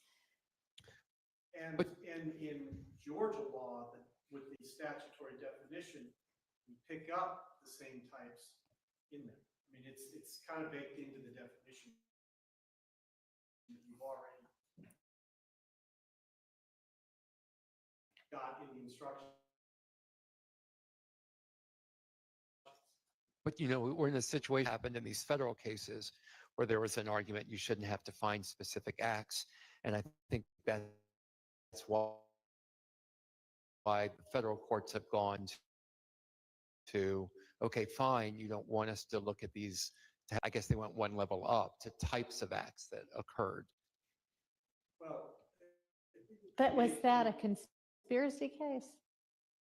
I mean, Uh, as long as I'm saying you have to be, I'm sorry, that you have to be unanimous that they proved all these things. Go ahead, I don't Mr. mean to Floyd. interrupt you. To be clear, the cases that I was talking about yesterday, those aren't verdict form cases. That's where the request was that the jury be asked to fill out a form that went through every single one of them. And they said no, and the jury was instructed on types, not that the jury filled out a form on types. We don't want to get, it's not a, I don't want us to back into giving them an essay question. That's not what we ask juries to do. Juries say yes, no. And if we kind of open it up for them to express themselves, I think we're asking for trouble. There's a good reason why. I'm sorry, I'm not requesting an essay from the jury. It is the type of activity that they have found, or, I mean, it's not my preferred outcome, but some form of check the box, as the state may have indicated, perhaps just some guidance more than yes or no. And I appreciate that that's what the state would prefer.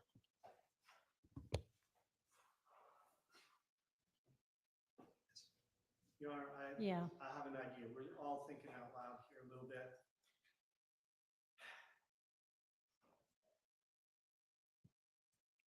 What if it is contemplated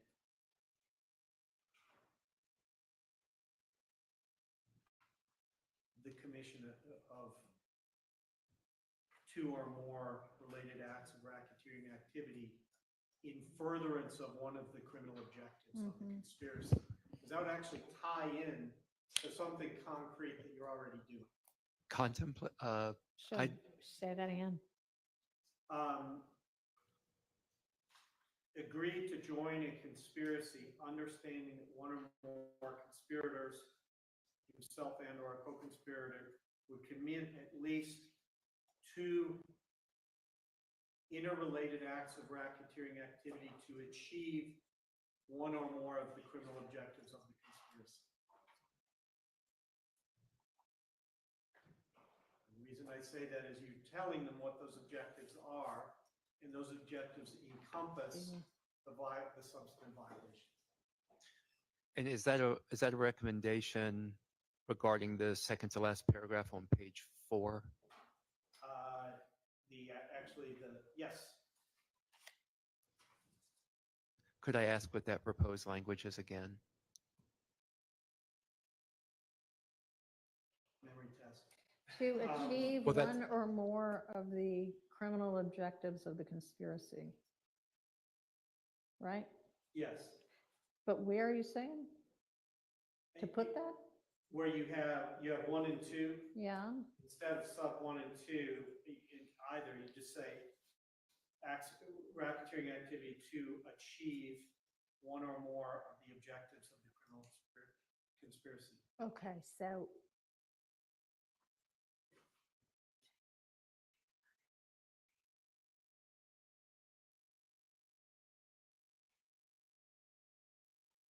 And the reason I say that, here contemplate the violations of A and B. But how do I know? Does it even matter? Do I need to know which one they return? Done because of Cotton 2. Well, I don't know what that shorthand force or what does Cotman 2 say? Cotton 2 said it is sufficient to prove either or both of the A or But I don't need to know. conspiracy to violate either or both of A or B. Okay, well, I know that. But I don't need to know which one or ones they. Exactly the Okay. question. The jury's decision as opaque as possible. Well, I'm obviously not trying to do that. I didn't want to imply that the court. See, that leaves one person. So, Well, I'm not allowed to directly address you, Mr. Floyd, which So, you know, Yeah. so we were talking about, back up to that paragraph, the second to last one. And Mr. Floyd, if you could just help me follow your train of thought, does that affect what you're proposing in this second to last paragraph, does that affect the last paragraph on that page?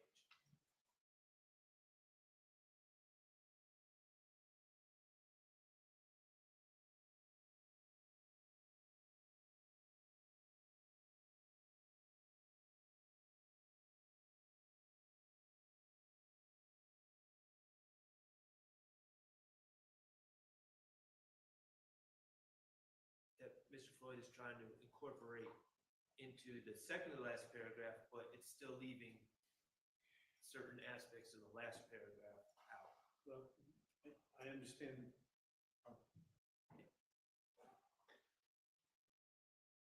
I'm trying, is the state suggesting removing the last paragraph? That's what I just said. I think it obviates the need. Oh. And remember that as we're discussing this, Your Honor,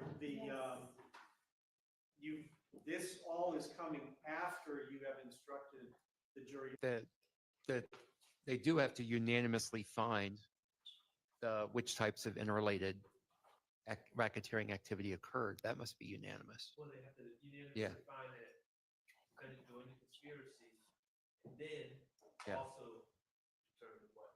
Right. And Your Honor. All right, I'm satisfied that they don't have to list out what pattern of racketeering activity they think anybody may have conspired to commit. As long as they unanimously agree that a defendant conspired to commit a pattern of interrelated racketeering activity. Is there any case law that they have to list it out? If it's a conspiracy case and not substantive? First, I'll divide my answer into two parts. Part one, Georgia, no. Part two, I'm not aware of any other jurisdiction that requires it, but certainly not in Georgia.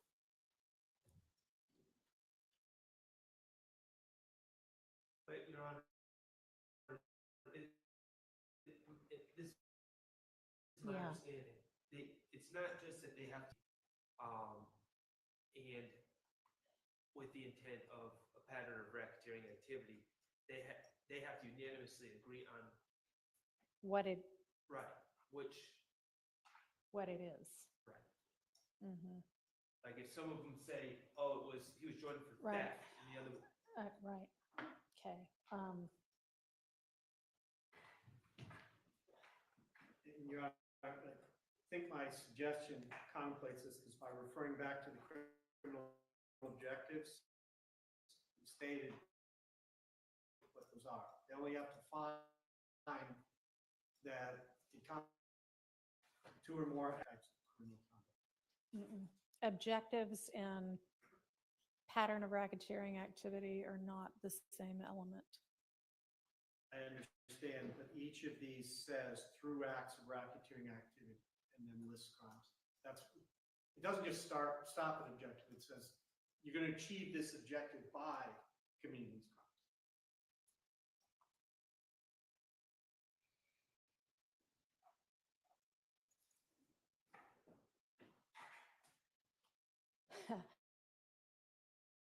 So you're saying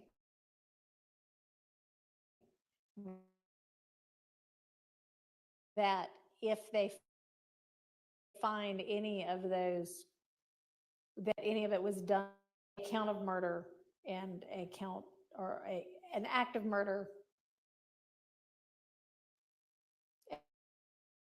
and an act of a threat of violence were what was contemplated, that would necessarily, because they would have had to determine which is preserving, enhancing, protecting, blah, blah, blah, which is a same or similar intent or result. With the exception of the blah, blah, blah part, you said it better than I did. Okay. Yeah. I mean, I think it's already captured there. Yeah.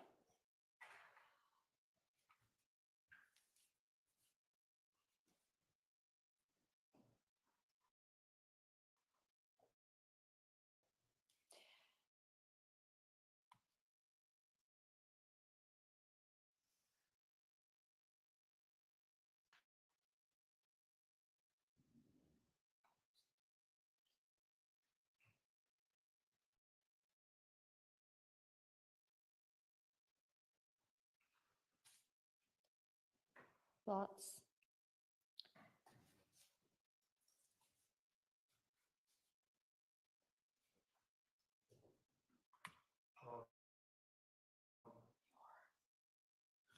we've been moving around a lot. Could I just hear the final proposal?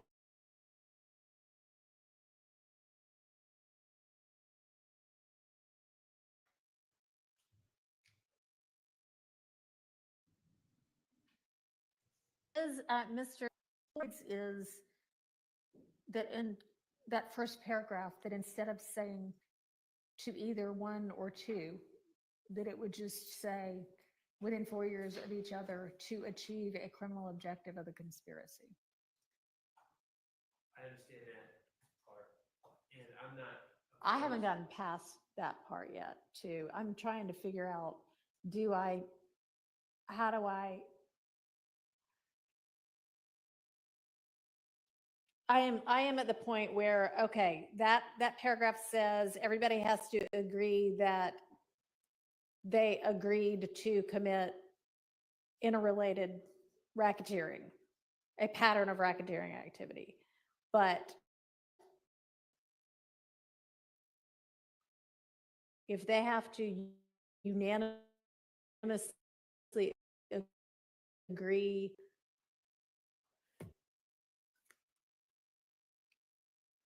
then I need to at least tell them that.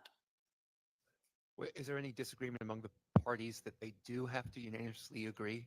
I don't think so. Everybody agrees about that, right? I absolutely agree with what? About what pattern of racketeering activity they agreed would be committed. And state's view of this is that if it is, they had to agree to commit this act, that act, that act. I think we've passed that. I think That's not what they're asking about. correct. And so when we Hang on, get- hang on. Sorry. Does the state agree that there needs to be a unanimous determination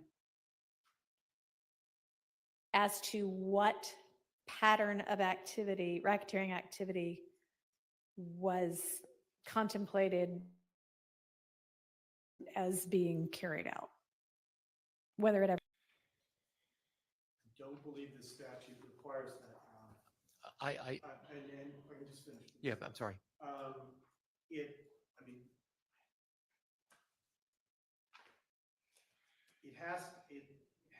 the conspiracy has to contemplate the pattern. yes. Yes, right? Does the conspiracy have to contemplate specific That's, crimes? I'm sorry, that's not what I mean. I understand. I'm just, Okay. I'm trying to walk through the hierarchy. Does the conspiracy have to contemplate specific categories of crimes? No, all it has to do is contemplate that the crimes will be related to each other. Right. Because that's what would form a pattern. Okay. But do they have to be unanimous in their determination of whether they tell us what it was or not, of what that pattern was? I'm sorry to I mean, this is probably really painful for everybody, No, but and I we don't need mean to to get it interrupt. right. I don't mean to interrupt anyone. I'm just looking at a case from the 10th Circuit, US v. Randall. I'll give you the site in just a moment, but I'm sure the state knows it. And I'm reading where they're trying to decide what circuits to align with. And they state further, we now join the circuits discussed above in concluding that for a charge of RICO conspiracy, and this is as the state says, a jury need only be unanimous. Well, they don't say this. A jury need only be unanimous as to the types of predicate racketeering acts that the defendant agreed to commit, not to the specific predicate acts themselves. And that's where I thought that we were in agreement with the state, that there needs to be unanimity. And I know you don't like the word types, and that's their language, not mine, Your Honor. But there needs to be unanimity, and let's call it the pattern of the predicate racketeering activity. And that's the 10th Circuit, and I believe they're agreeing with a number of other circuits. Okay, so how about if we just say, would this work? Is this correct and sufficient? You must be unanimous in your determination as to the pattern of racketeering activity the defendant agreed would be committed. That's acceptable to Mr. Kendrick. That's fine. Could you say one more time? Sure. You must be unanimous in your determination as to the pattern of racketeering activity the defendant agreed would be permitted.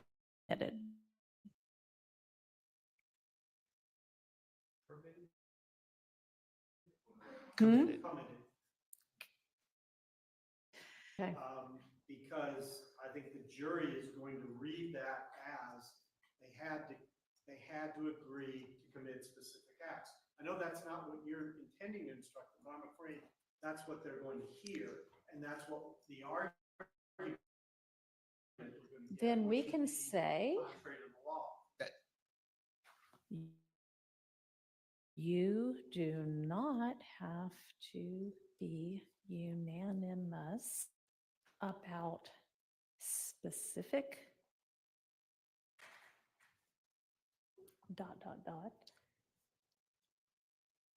only You know, I mean, let's just nip it Unanimous. in the bud. Just tell them. That would be great, Only unanimous in the pattern. that there would be a pattern. Oh, we're so close. And what the pattern is, really.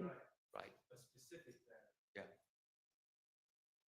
Well, the word specific just is another way to. We back won't, into we the won't same say problem. specific, unanimous.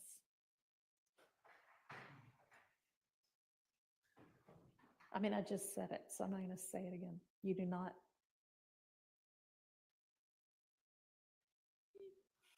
You do not have to be unanimous. Specific acts, as to specific acts, what? You do not need to be unanimous as to any individual acts.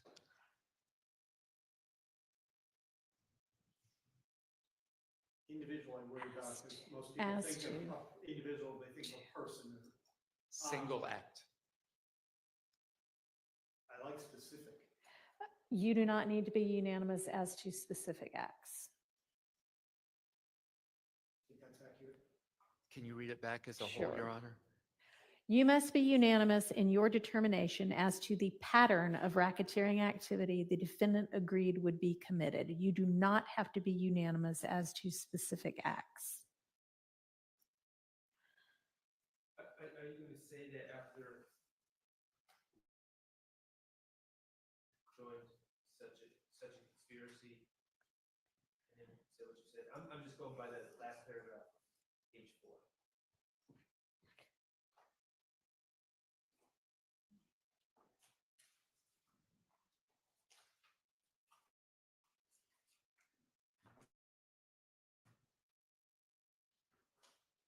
I mean, I don't even know where that language went. The first paragraph. Then what did I say?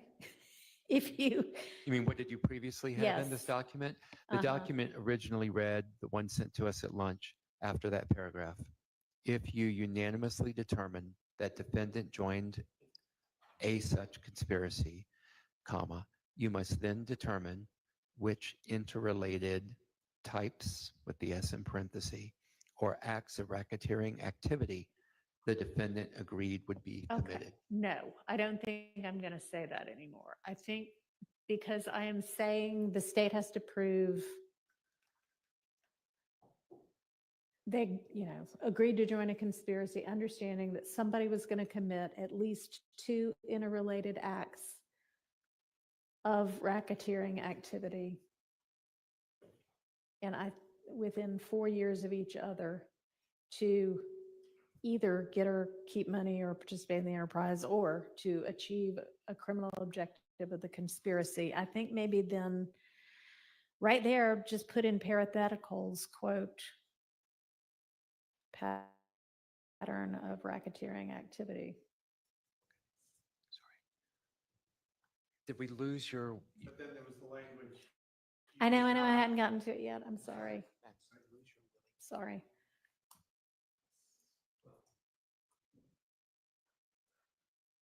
I think I would then just say you must be unanimous in your determination as to the pattern of activity the defendant agreed would be committed. You do not have to be unanimous as to specific acts.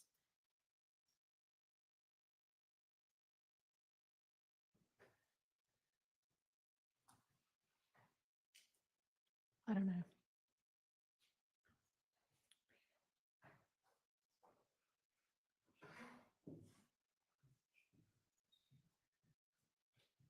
That's acceptable to Mr. Kendrick. Okay. Could we get a brief break at this point? Yes. Your Honor, obviously, I'd like to look at the final words, but I think, in principle, I think you've got it. All right. Yeah, let's take a quick break. Thank you.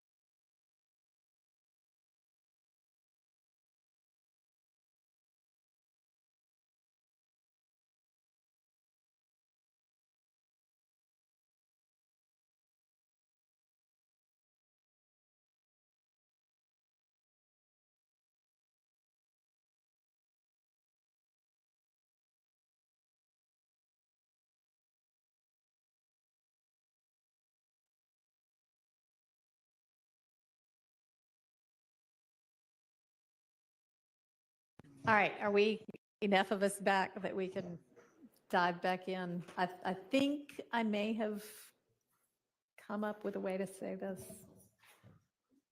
So we had talked about in that kind of first paragraph, whether to say that either, money or property or participate, or instead to say to further a criminal objective. Was everybody in agreement about that, or no? Are we on page 41?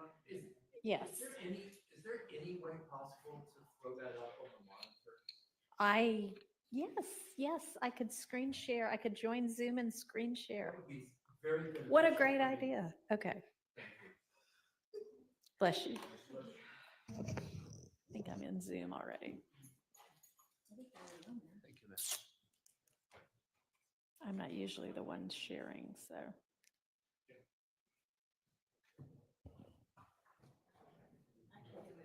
A moment, I've got it. I just have got a lot of things open, so I think it's this one.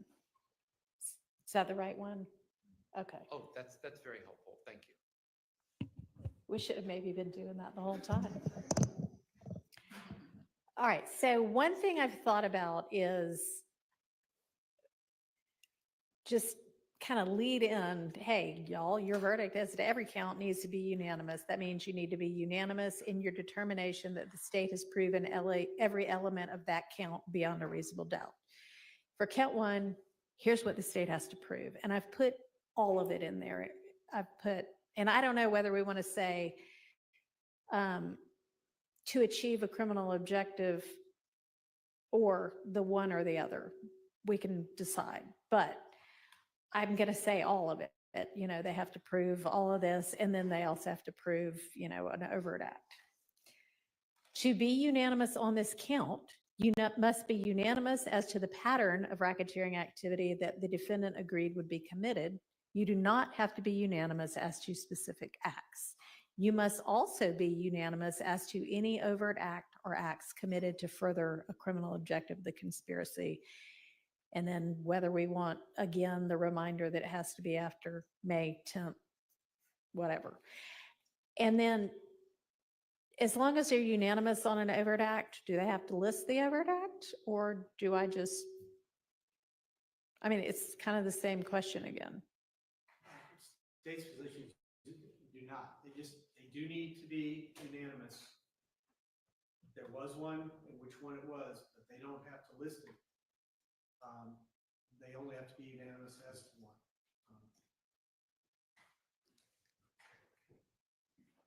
Your Honor, Yes. for the record, I am objecting to that you do not have to be unanimous as to specific acts. Okay. However, having said that, if Your Honor is going to include that, to me, the last sentence that Mr. Floyd is objecting to doesn't make a lot of sense, because we're telling them they don't have to be unanimous, and then That's what I'm asking. Do they still have to? right. If we're going to keep in that that you do not have to be unanimous as specific acts, It's confusing as a juror, it wouldn't make much to sense. then say you have to unanimous about an overt act. Those are different. One is I know, but are they going to know the difference? Acts of racketeering activity. Maybe that's the way to clear that up.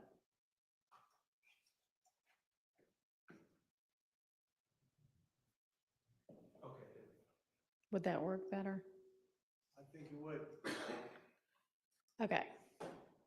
And then I understand the state does not want the overt act on the verdict form. The defense would want or at least Mr. Kendrick would want that on the verdict form. I would. Which one it is?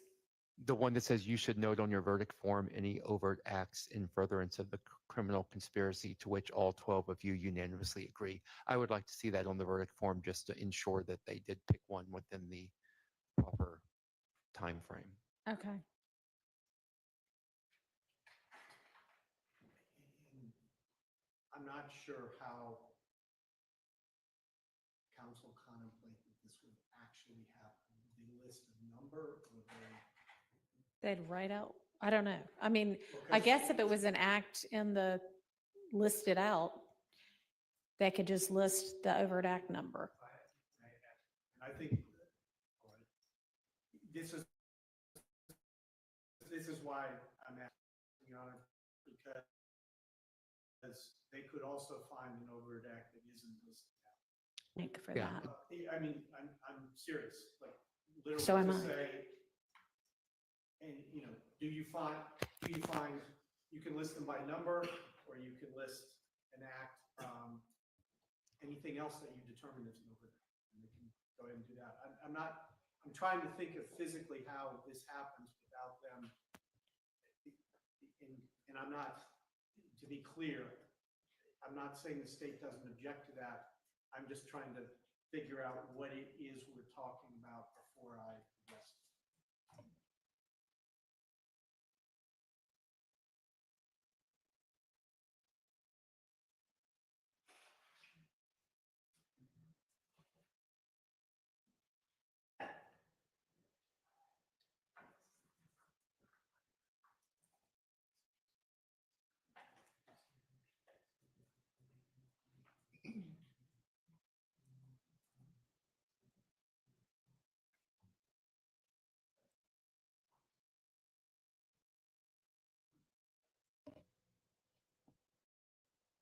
How about that?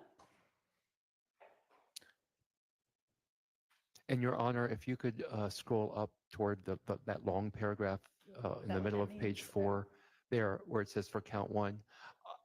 I think that's as concise as you can possibly make it, but I'm wondering, given that it's such a complicated paragraph, if it might benefit just from a formatting perspective, if you broke it up the same way you did on page 1, where the different Okay. elements are on different lines. For one thing, we need to decide, is it going to be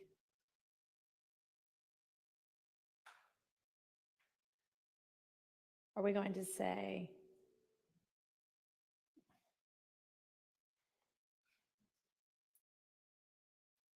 or are we going to say, well, that did not help at all. Which of those two things are we going to say?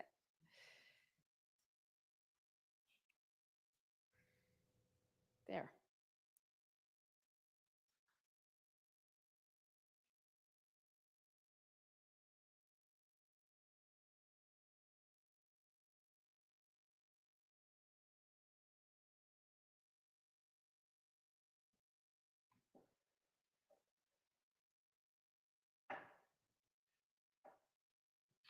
But yeah, I'm just studying for a moment. So the orange is what Mr. Floyd had proposed. The blue is what I had originally.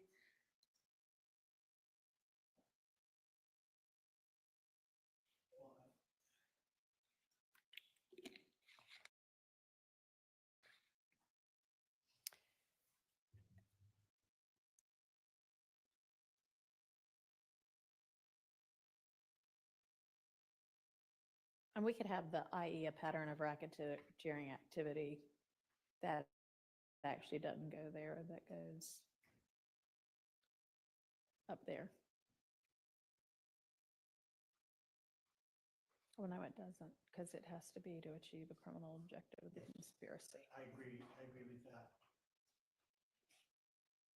Yeah. I think the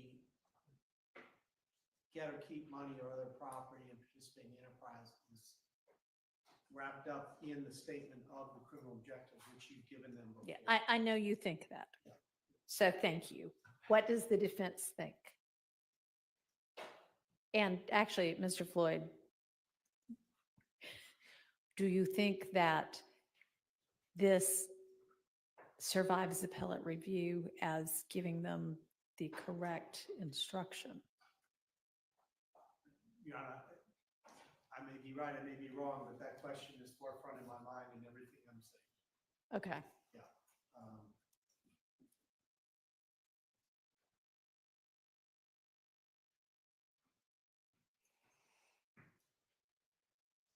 and in part of that is the appellate analysis, which is and this is why I've been referencing where you've said things in other places, that you know better than I do, the jury instructions are read as a whole. And I think know. that encompass, given what these instructions have elsewhere, that gives me gives me a good deal of comfort.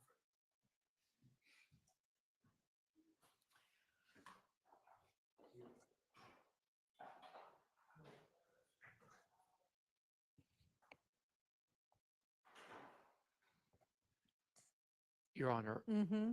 my preference is more for the original language with the caveat that might actually go against me is that I'm just not entirely clear what participate in the enterprise means. Yeah, me either, but that's the way the statute. Mr. Floyd's might be more elegant, but the original tracks the statute, and we're less likely to commit error by tracking the language of the statute.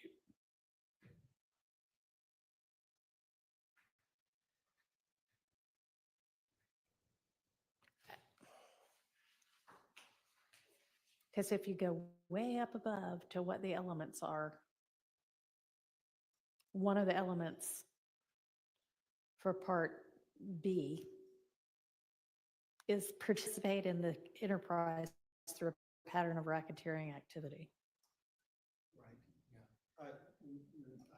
Obviously, I can't challenge that, Your Honor. I was looking at in the language that I was suggesting, I was looking at number 7, where we list the elements, which references the criminal objective. So circling back to that, I'm trying to be consistent in the language. I mean, the other way we could say it would to join a conspiracy, understanding that,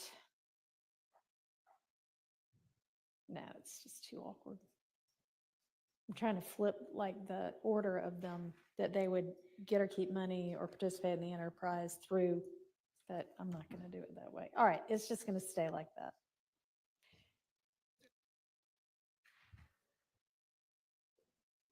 And then drop a comma after the 2017.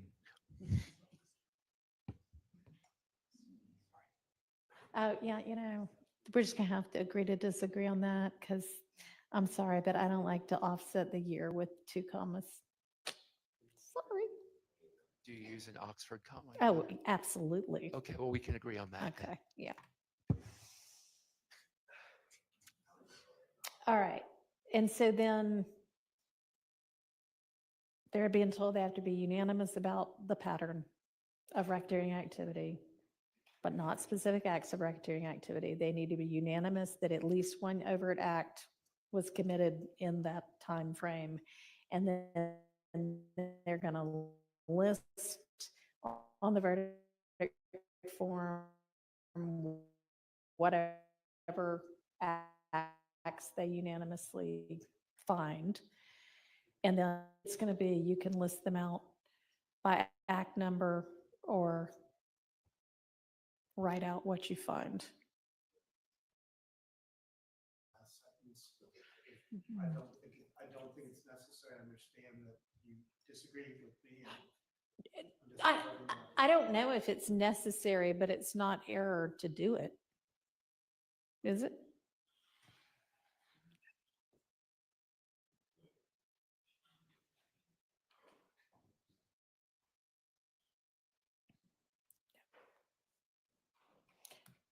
Okay. That language itself, I'm not certain that it's error, Your Honor. The question is really, this is one of those devil in the details things, which is to be exactly what that verdict form says when you embody that language. Well, I've invited people to submit proposed verdict forms. So now that we know what the charge is going to be, I would continue to welcome that. I understand, and we will modify our proposed verdict form because now we have a better idea of what the charge is Okay. going to be. Thank you. And I'm sorry, it's just not an easy thing to do. Okay, so I shall stop screen sharing for now. All right, we need to circle back to a couple of items that were on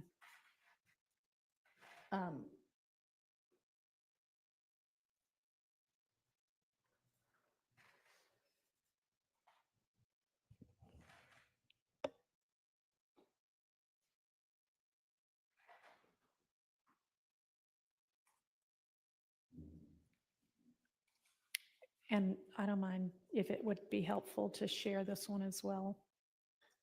Was that helpful? Very helpful. Thank Okay. you.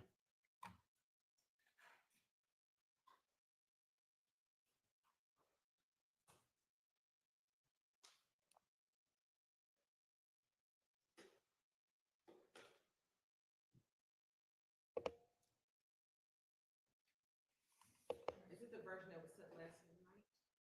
It should be, Yes, I haven't done anything to it. So I'm just going to scroll through unless anybody has thought of anything else to where we had noted we needed to. All right, the stipulations. We're working on that as we speak.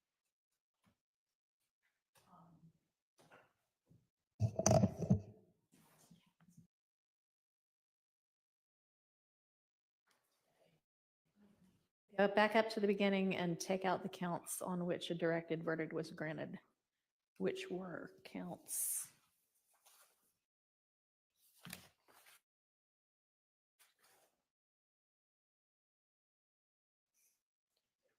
$59. Laura, can you take that for action? Because I don't know how to get rid of the. Thank you. 59, 60, and 62 are out. Yes, you're right. And then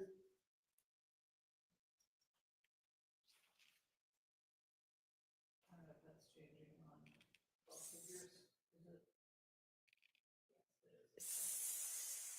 63 is not gone completely. It's just different now. Now it's a 131 instead of a 133, Right. correct? Maybe we take off the language. Previously convicted of a felony, we just say possession of a firearm by convicted felon. Right. Right. Just ditch the previously convicted of a felony part. It would just be possession of a firearm by a convicted felon, 131. And we'll just have to explain to them something, I don't know what. All right, so then from Mr. Stillwell, 52 and 64 change.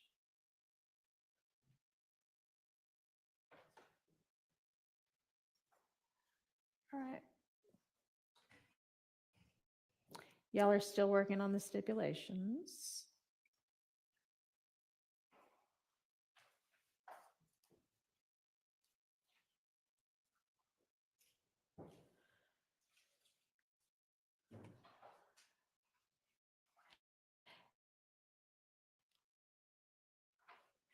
And the stipulations, once you write them up, they can just go out with, or is that what they're going to do? I mean, in which case, if they're going out, I can just kind of generally say about these topics instead of reading them, or I can read them, whichever.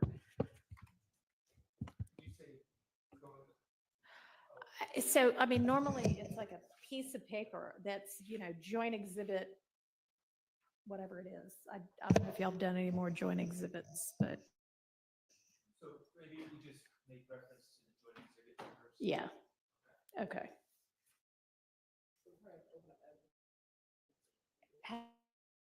Have entered into, the parties have entered into stipulation facts.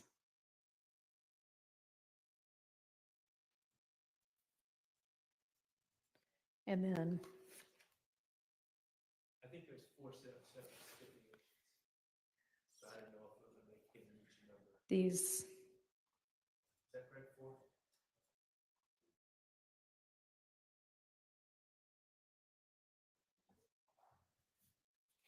bad typing, but we can fix that later.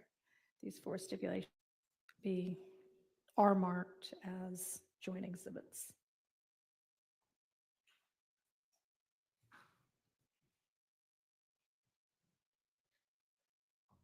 We can make it pretty later. Okay. Oh. mm.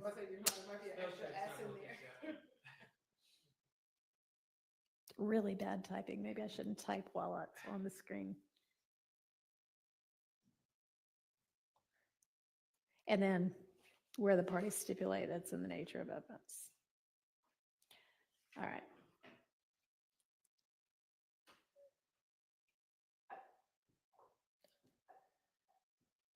Apparently down on 13140, there was a question as to whether you were going to check, Ms. Hilton, on whether any of the criminal convictions were for a crime of dishonesty or making a false statement.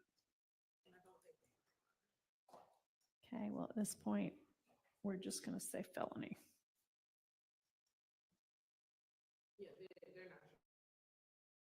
Okay. I don't know why this is highlighted. Because I objected to it, Okay. but it's pattern, so I understand.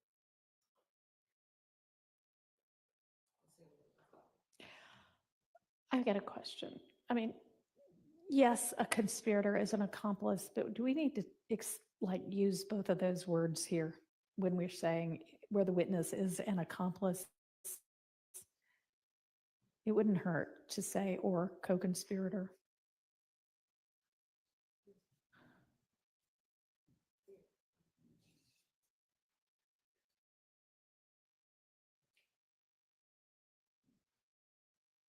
Thoughts, anyone? Tell them, here's how you can, okay, I'll just leave it the way it is if nobody has any preference.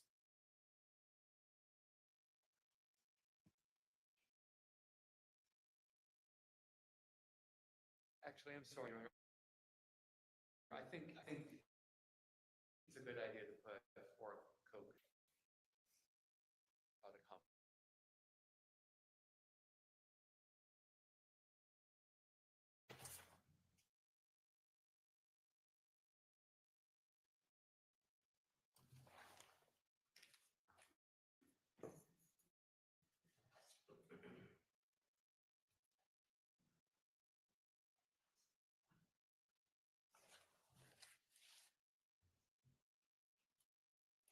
Anybody care whether we say on its own or by itself?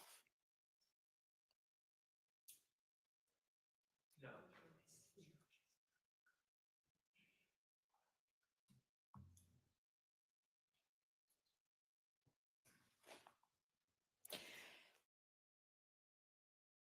We'll just go back, and I'm not going to do this right now, but we'll just say or co-conspirator for all of those. Can do that. All right. Your Honor? Mm-hmm. I could be mistaken, but the only concern with the accomplice Mm-hmm. or co-conspirator is that corroboration of an accomplice instruction with it, if it's truly a co-conspirator, it's not You're that same right. legal principle, You're right. I just don't, thank you, Your Honor. All right. And we're instructing them separately about.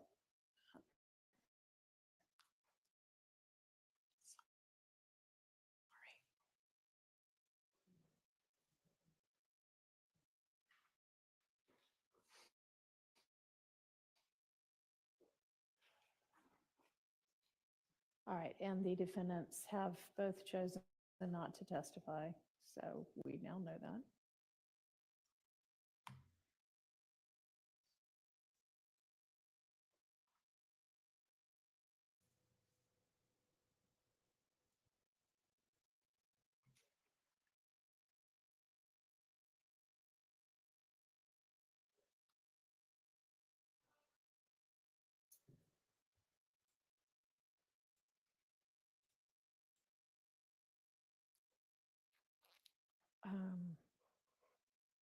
Any ideas?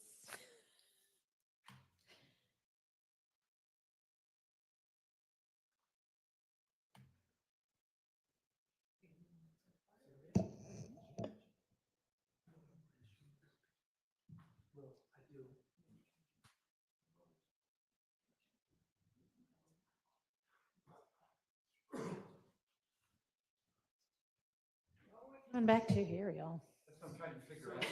I think on the one above, we were trying to determine if that was appropriate, because did we really have a photo lineup type scenario where that would apply?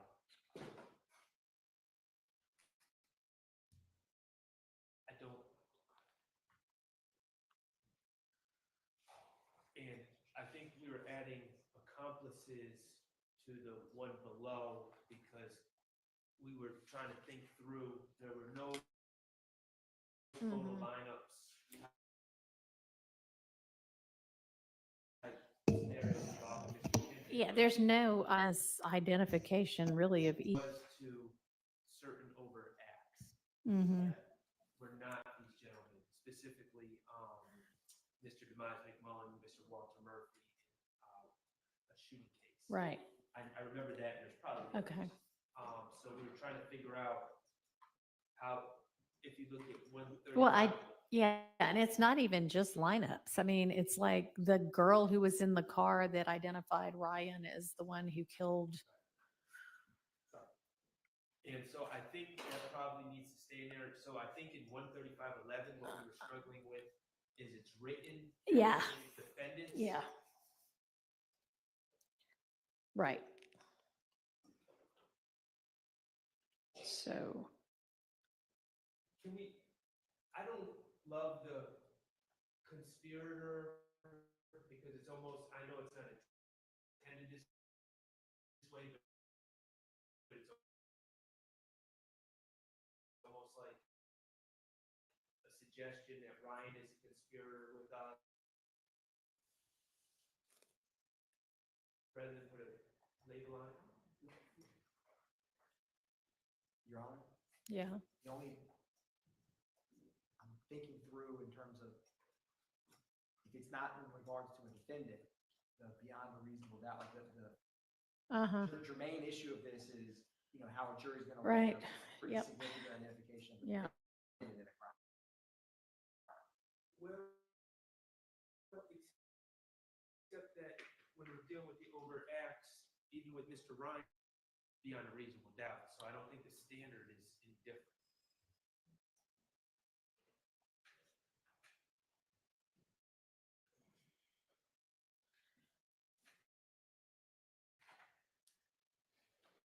No idea as the perpetrator of, I mean, it's not necessarily crimes that anybody's charged with if they're overt acts. Here are the acts. Yes.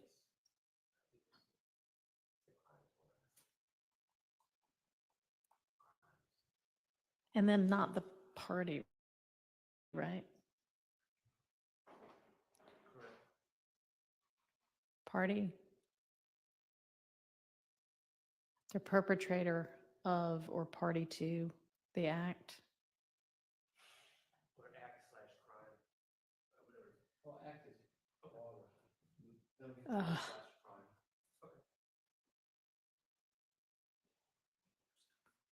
The act slash crime? The act.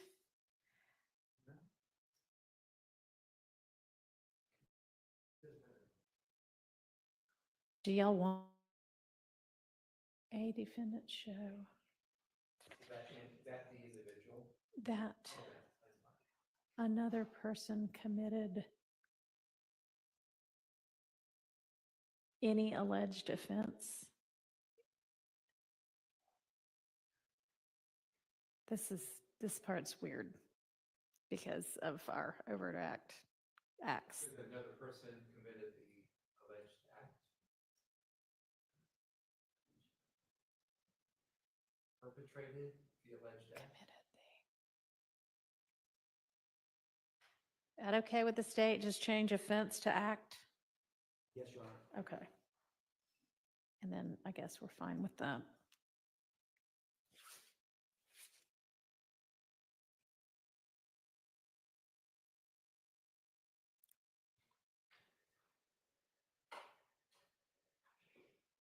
I mean, if we're going to say this part,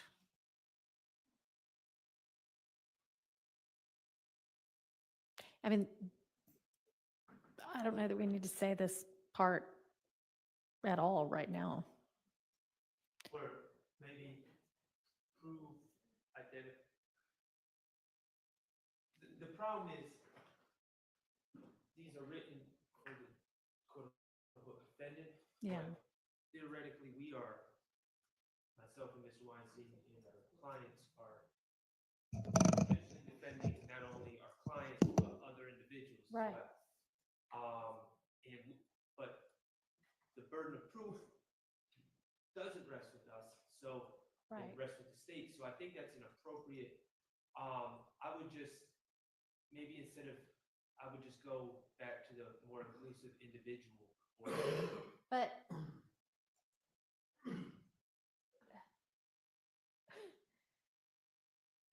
they don't have to prove a specific individual. I mean, they could prove some unindicted co-conspirator committed one of the overt acts. And so by definition, we might not know who they are.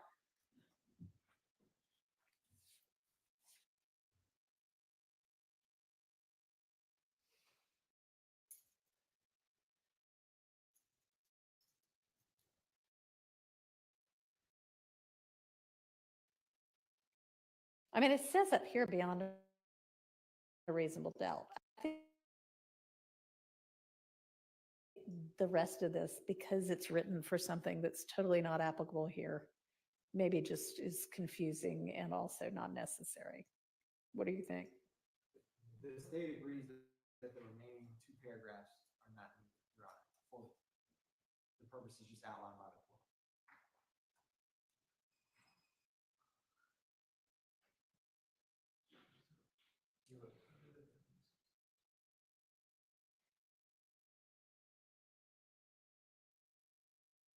But it seems that the last paragraph would apply when we're speaking about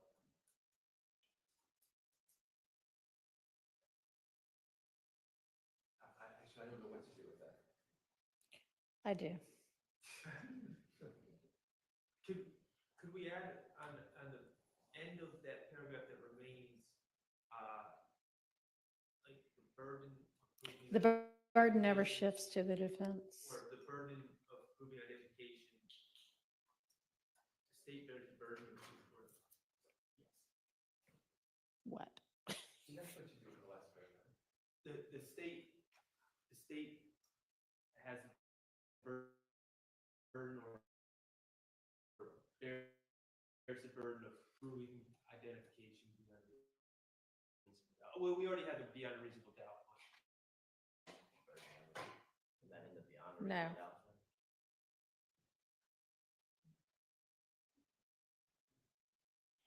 How about just the burden of proof never shifts to the defense?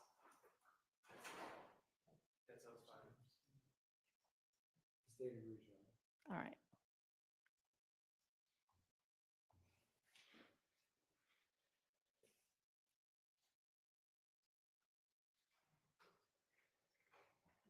All right, I'm going to give that, so we're going to unhighlight that.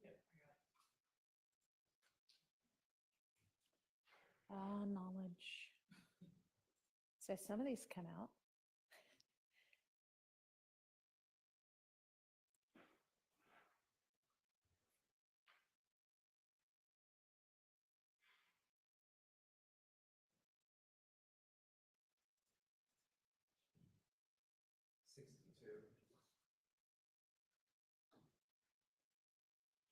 Yeah.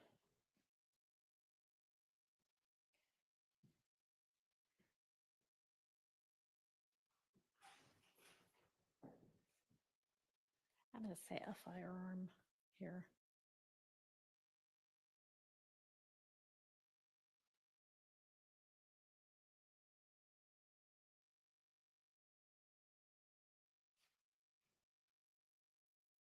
Yeah, but they only have to.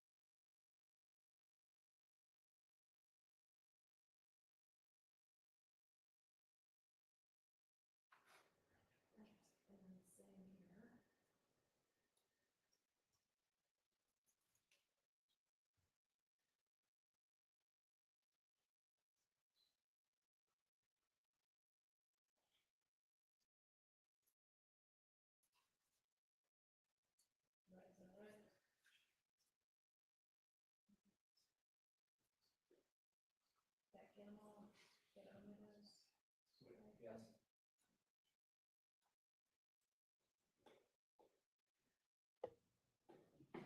Your Honor, before we get too, the only thought with the knowledge piece, of course, the court outlines the crimes provided. The state just wanted to make sure and was thinking, out of an abundance of caution for the jury to understand that, d- RICO is not what, this paragraph is envisioning in terms of that knowledge requirement. I mean, the court or the state was thinking through out loud if, this of knowledge doesn't fit the, the RICO instructions are kind of in their own universe. Well, that's why it doesn't, I'm sorry. But you And- give a set list.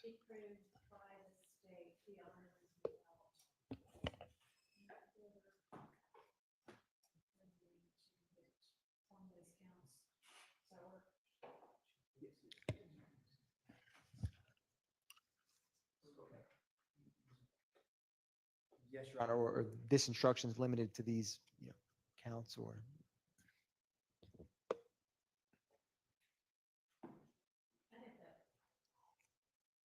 It sufficiently says this doesn't include RICO. Thank you, Your Honor. Okay, appreciate you bringing that up.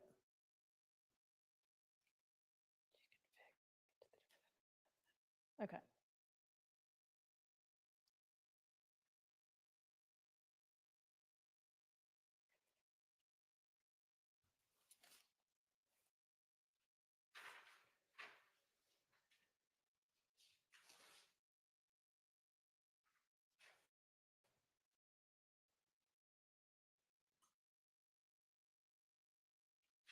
All right, I'm saying this before the RICO also, but I don't think it hurts to say this one. Is this multiple ways of committing a crime only applicable to RICO? All right, Laura, do you want to just delete all of the RICO stuff and drop what we just did into there? Your Honor, in answer to your question about more than one way, Mhm. that there are gang act charges here which allege more than Okay. one type of criminal street gang activity in, as the, I hate to use the term, the predicate or foundation for the criminal street gang violation. So we Okay. have that issue there too. All right, so I'll just kind of say that in here in the midst of it, and then I'll say it again before I'm talking about RICO.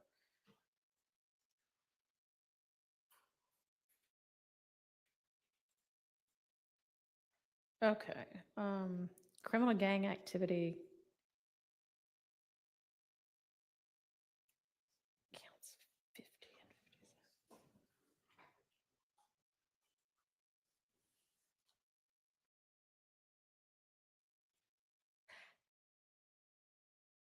This one may have to be separated out for each. I'm not, Or we could without put- looking at the statute, I don't know the term of art, but I think it's criminal gang activity. And Yeah. And then I think we could just put, the following offenses Where did would it go? constitute, if proven, would constitute criminal gang activity. I have no idea where that, But count 57 is pretty specific as to what are the actions. I can't.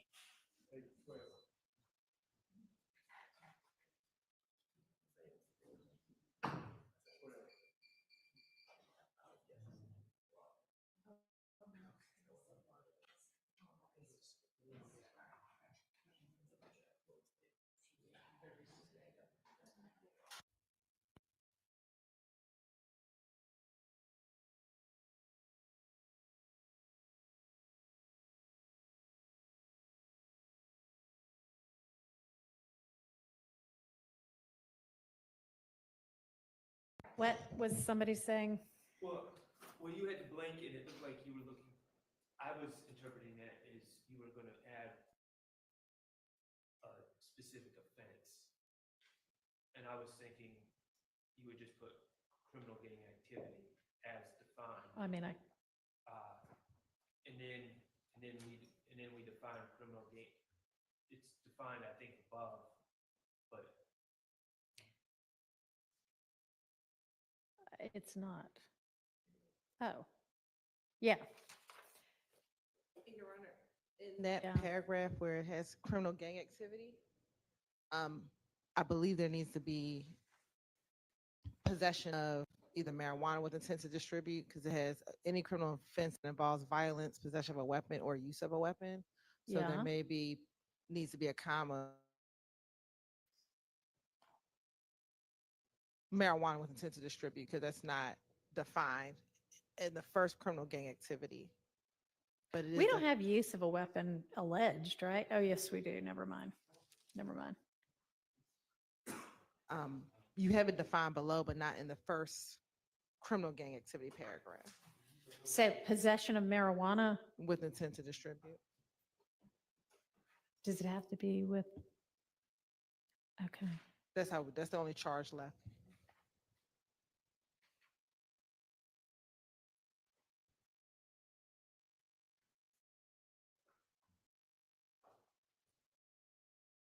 Yes, Your Honor.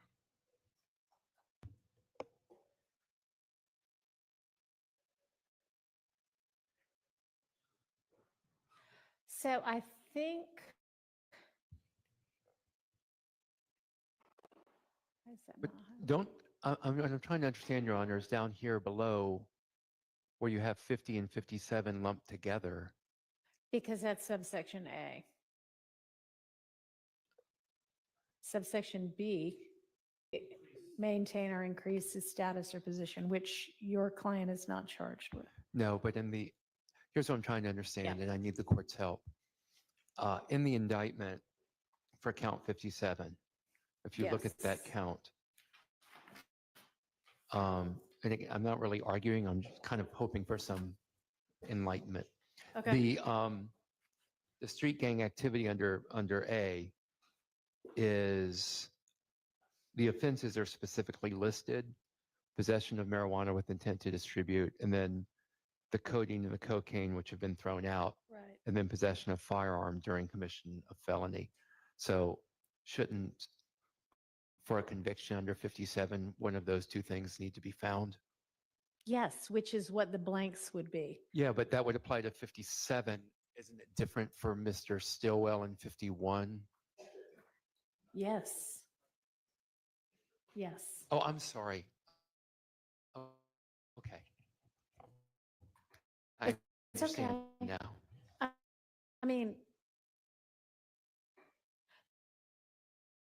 so it may be that right here, we just say criminal street gang or whatever it is, criminal gang activity. And then below, what typically happens then would be, can somebody look up never mind, I've got it right in front of me.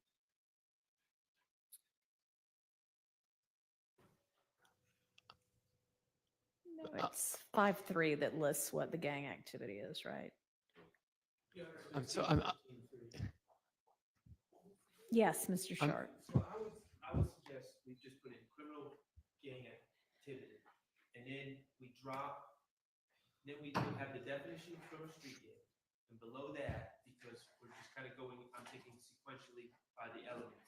Below that, we define what you're about to talk about right now, criminal gang activity. And then we bring that paragraph that was just above all these elements, Mhm. drop it down to there. So you're saying move the criminal gang activity paragraph down? Down, because it's like we're giving the definition before we give the elements.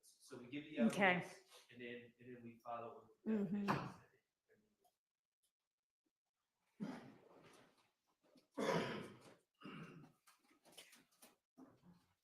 Where in 1615.3 is anything about drugs? Is it just because it would also be an offensive racketeering activity? Yes. Okay. All right. Okay, so these would both say criminal gang activity, right?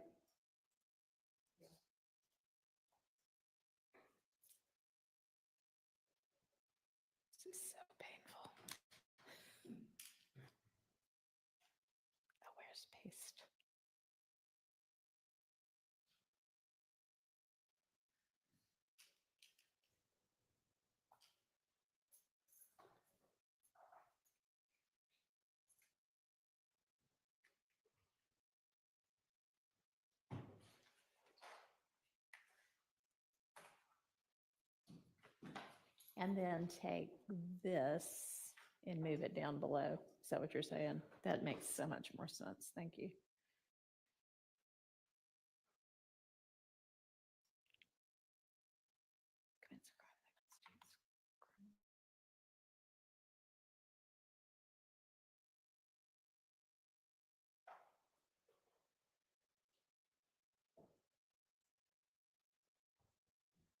Do criminal street gang, and then we'll do criminal gang activity. Right. That criminal being activity below, because we'll get there. What? I have a feeling, as we scroll down, we have criminal gang activity. Right, so we kind Ah. of said the same thing twice. What are we doing? Right where your cursor is, well, Yes. above malice murder, there's two paragraphs that right now are redundant. This second paragraph, we can delete as charged in this case. This?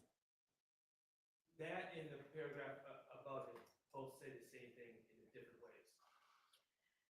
Criminal gang activity means we don't have conspiracy to commit, right? Yes, we do. Sorry. Well, that's the definition, right? So what are y'all saying? You're saying as charged in this case, and we kind of. So, I mean, I think it needs, I don't think we need that, but murder, possession of marijuana, we don't have these anymore.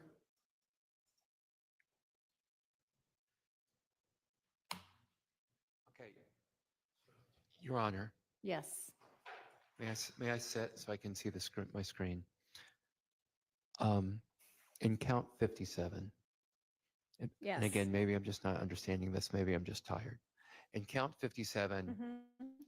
the criminal street gang activity is alleged to be based on the commission of one of Possession of marijuana with intent to distribute and possession of a firearm. right? So, but not murder. You have murder, but the problem is the way that it's worded with 50. Which is why we may need to separate this With one out. 57, that's what I'm trying to say is murder is not included in 57 gang activity. I understand. Okay, But thank it's you. not going to be, they will have the language of each count when they do guilty or not guilty. And so when they get to count 57, the gang activity alleged against your client is not going to list murder. It's just going to list possession of marijuana with intent to distribute and possession of a firearm as alleged in certain counts. Okay, Okay. as long as it's clear in that It's- form, Okay. then I'll be okay with that, Your Honor. 58, 59, 60.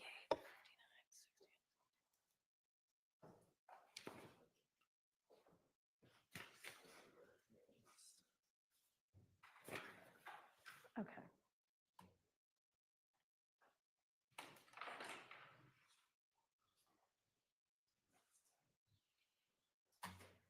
So we're now we don't have to define this non-pattern charge because they're not being charged with it. Nor do we have to do possession of a machine gun. We do have to do possession of a firearm. 131 though, that is a pattern, right?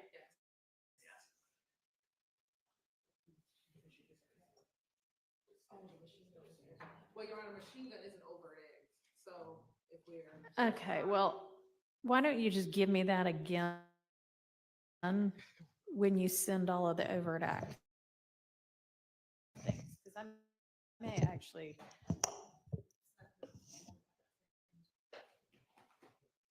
It's already in this or somewhere else?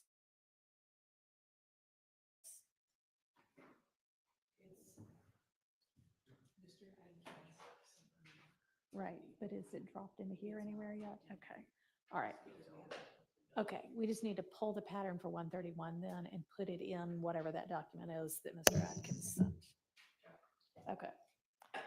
So.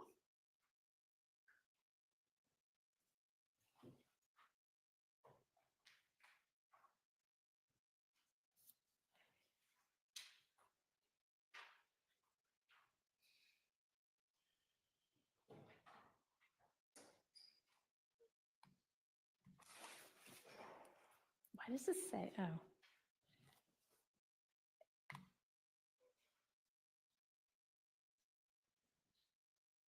It's just any felony, right? If it's 131? Okay. We might need to look at that whole thing again to make sure it's correct, but. All right. So possession of a machine gun. Laura, can you just lift that and put it in with the rest of those overt act explanations? Thank you. Possession of marijuana. We don't have that, right? Correct. Well, that'll be. We have it, overt, possession with intent to distribute, right? The marijuana, we do have that, but over act. Okay, well, that will need to go in where the overt acts are explained. So did y'all send that separately? Laura, will you just make sure that one gets grabbed also?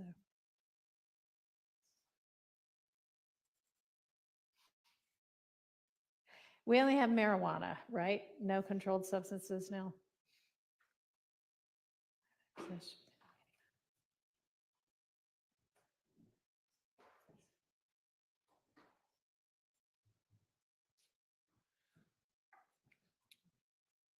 I guess we'll still need this for some of the charges that exist, because, right? The, yes. Although, you know. Yeah. Could you scroll up? Mm-hmm. please? Uh,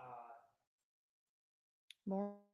well, if it's the over, I don't, in, I mean,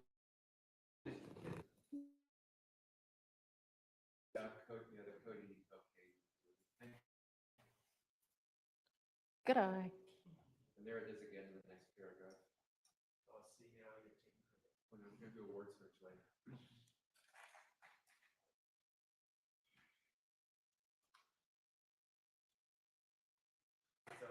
Yep.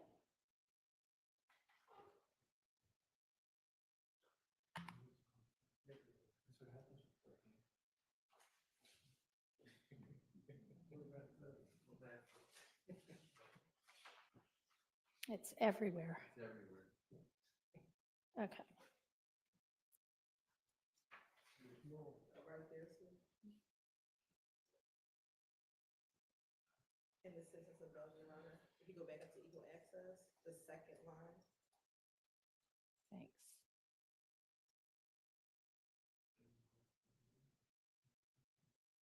Okay.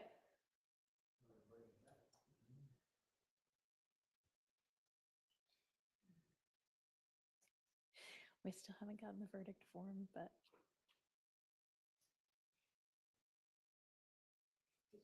Your Honor, mm-hmm. the state did send a word. Oh, I'm sorry. Yes, I know. I mean, we haven't settled on one yet, nor have we reached a point of discussing beyond what we've, I yeah. want to make sure. No, yeah. And I would really like some time to, I understand that you gave us a heads up on the verdict form, but I'm still going to need time to weigh in on that. All right, so I think that's everything for this one, other than making sure of that.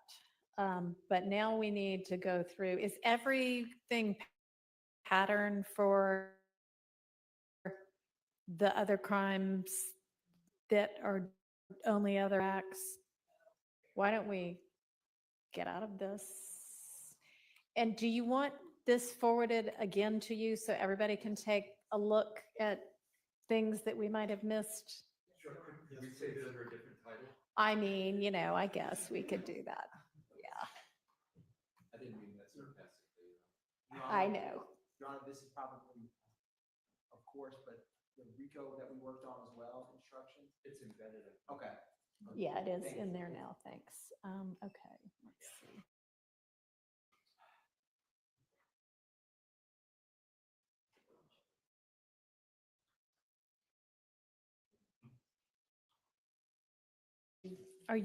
are you going to be the one to share the, I can, but I. which can would be get easier? everything Okay. in Let's the chat. everybody take a minute.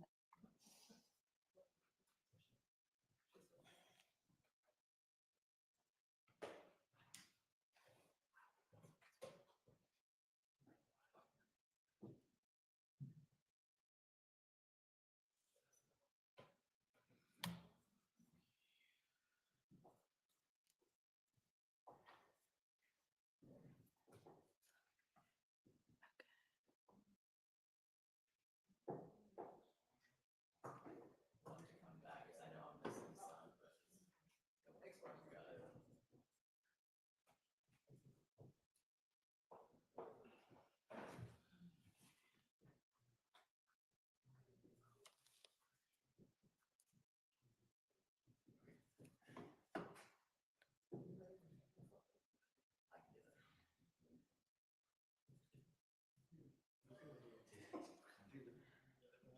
What's the date? November what? Thank you. So, So I'm going to title this November 20th, jury charges with Rico, and then Laura, you can send it. Whenever. They don't need that right now.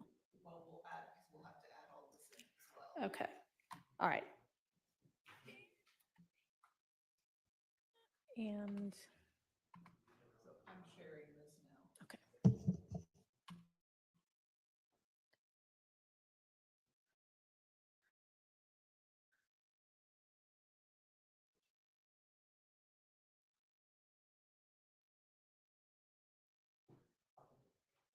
Is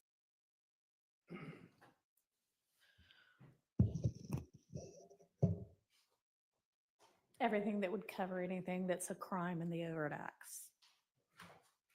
Except there may be a couple we need to add back in based on Okay. other things, but.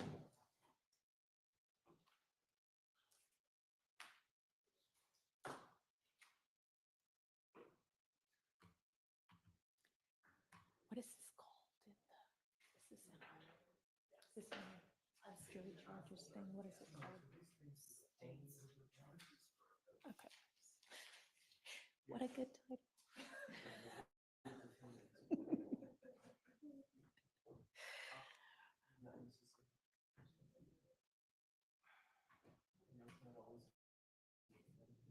So, okay. Mr. Weinstein just brought up a point to me. Okay. With these overt acts, the pattern charges refer to people as defendants, and I don't. Yes, no, we definitely don't want to say that. So maybe we can just do a global replace of someone, How a about- conspirator. How about actor? Person. I definitely. Person. Person? A conspirator. The I person. think I don't want, comment on- I mean, okay, but maybe the person assaulted another person. And that's just going to get confusing. actor. Perpetrator? Perpetrator. Okay, so do you know how to do a global replace? Okay. Or maybe Alleged alleged perpetrator. perpetrator, yes. Okay. All right, so we'll change defendant everywhere in there to alleged perpetrator.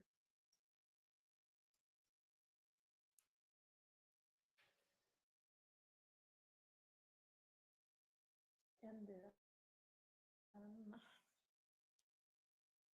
That's why conspirator is not appropriate, because you have to be either an indicted or unindicted conspirator to make everyone guilty. You can't just be some, a conspirator, maybe? yeah. And alleged, because, Alleged conspirator.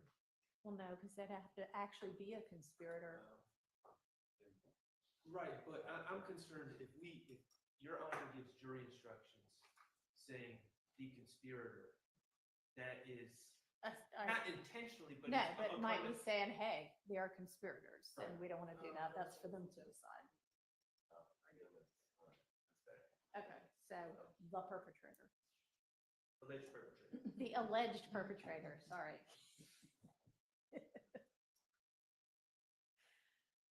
All right.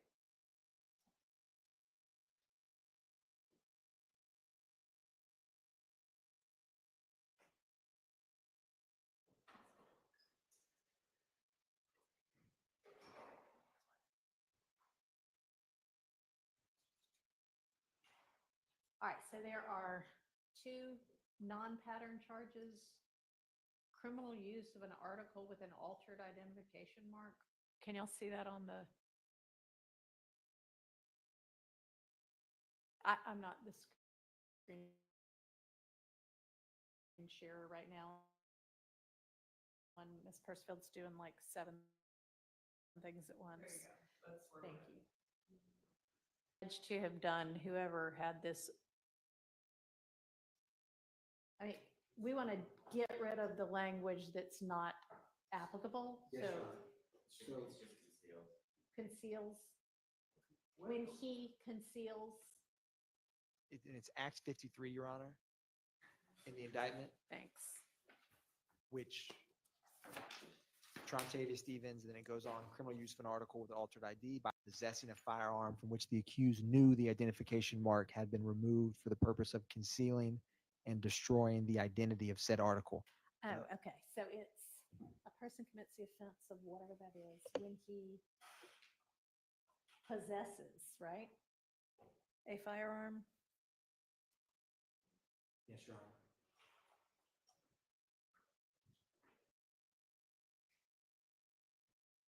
I'm sorry, say that one more. Okay, so when he, and then get rid of from or all the way through possession, and then change it to possesses a firearm.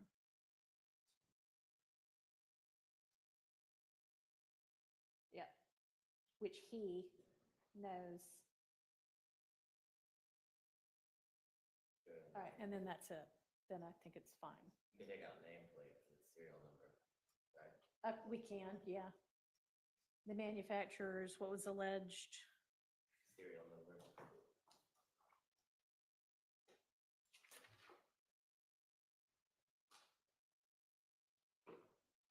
Okay. Serial number.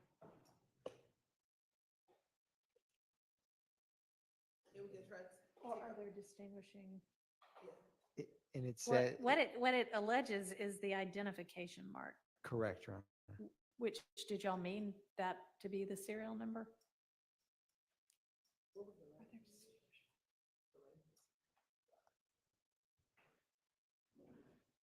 I believe, Your Honor. Let's keep, or any other I think it's distinguishing fine the way it is.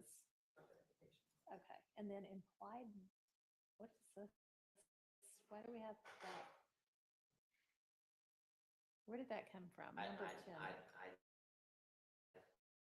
include that in all my murder cases. Abandoned malignant heart isn't defined. It's from, obviously, it's a non-pattern charge, so I get. I think we have malice in there, and we say malice can be, it is such, I'm paraphrasing, malice can be formed within an instant or something to that effect in the pattern. I think this is unnecessary because we already discussed malice in the pattern. The pattern just doesn't define what an abandoned and malignant heart is. It says an abandoned malignant heart may be inferred from the circumstances. Why do we need to Hang on. define abandoned and malignant heart? Hang on, y'all. Let me get to the patterns. So it's, For the reason that just Mr. Bacchus said. for malice murder.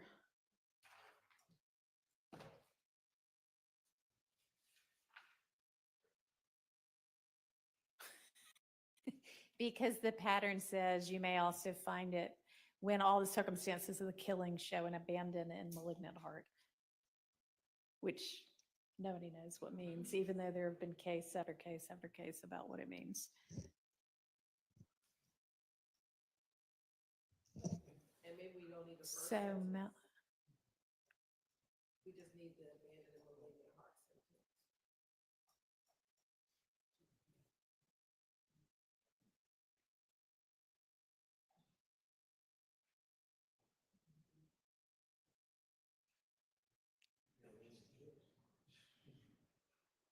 So, yeah, part of it's covered. We say you may also find malice where there does not appear to be significant provocation in all the circumstances of the killing show an abandoned and malignant heart. So that first sentence is already covered. Oh, and the second, well, sort of the second sentence. So basically you're looking for a definition of abandoned and malignant heart. The first sentence I just put in there. Okay. Where it should be put in the pattern chart. I can go- Is there any definition in the, like, bench notes of the pattern that define it? All right, I'm not going to do that. Delete that one. Is that everything? Those are all of the charges that are in the, I just added possession of machine gun. Okay. here Well, because all right, It's out of the other set, but we'll figure out how we're gonna do that. possession, oh, And then I guess you're going to need to Need add the to send codeine in and the that's a machine gun. cocaine back in if it's not there. Wait, they don't have to have possessed a machine gun during other crimes. They just have to have possessed a machine gun, and then we need to define what a machine gun is. I think we lifted the wrong one. That's what we have in there. Okay, well, we need to work on this one. That a perpetrator possessed a machine gun. A machine gun is any, yes, period. Yep. I think that covers it. Right? And then, I don't know what happened to codeine one, but we'll get that. So codeine 131, I don't know. Codeine And cocaine. Is there anything else? Might need that, Theft, theft by receiving stolen property. those are overt acts that aren't, okay. Well, can you quickly grab the pattern for that?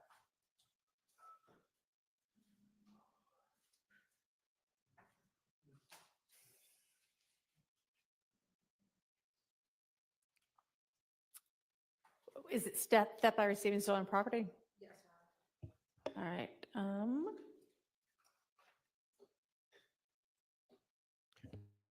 Is that a separate? I'm gonna send it to. Can we go back to the machine gun when you get a moment, Your Honor? Okay, yes. Theft by receiving stolen property is 2.64.80, which Laura, I can grab and drop in here, but will it show up on? It should. Okay. I'll just put it right there. Does that show up?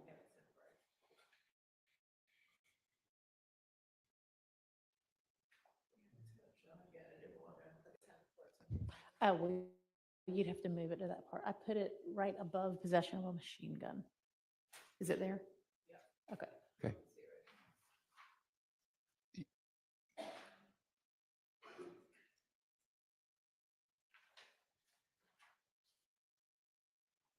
And obviously we'll need to change defendant again, but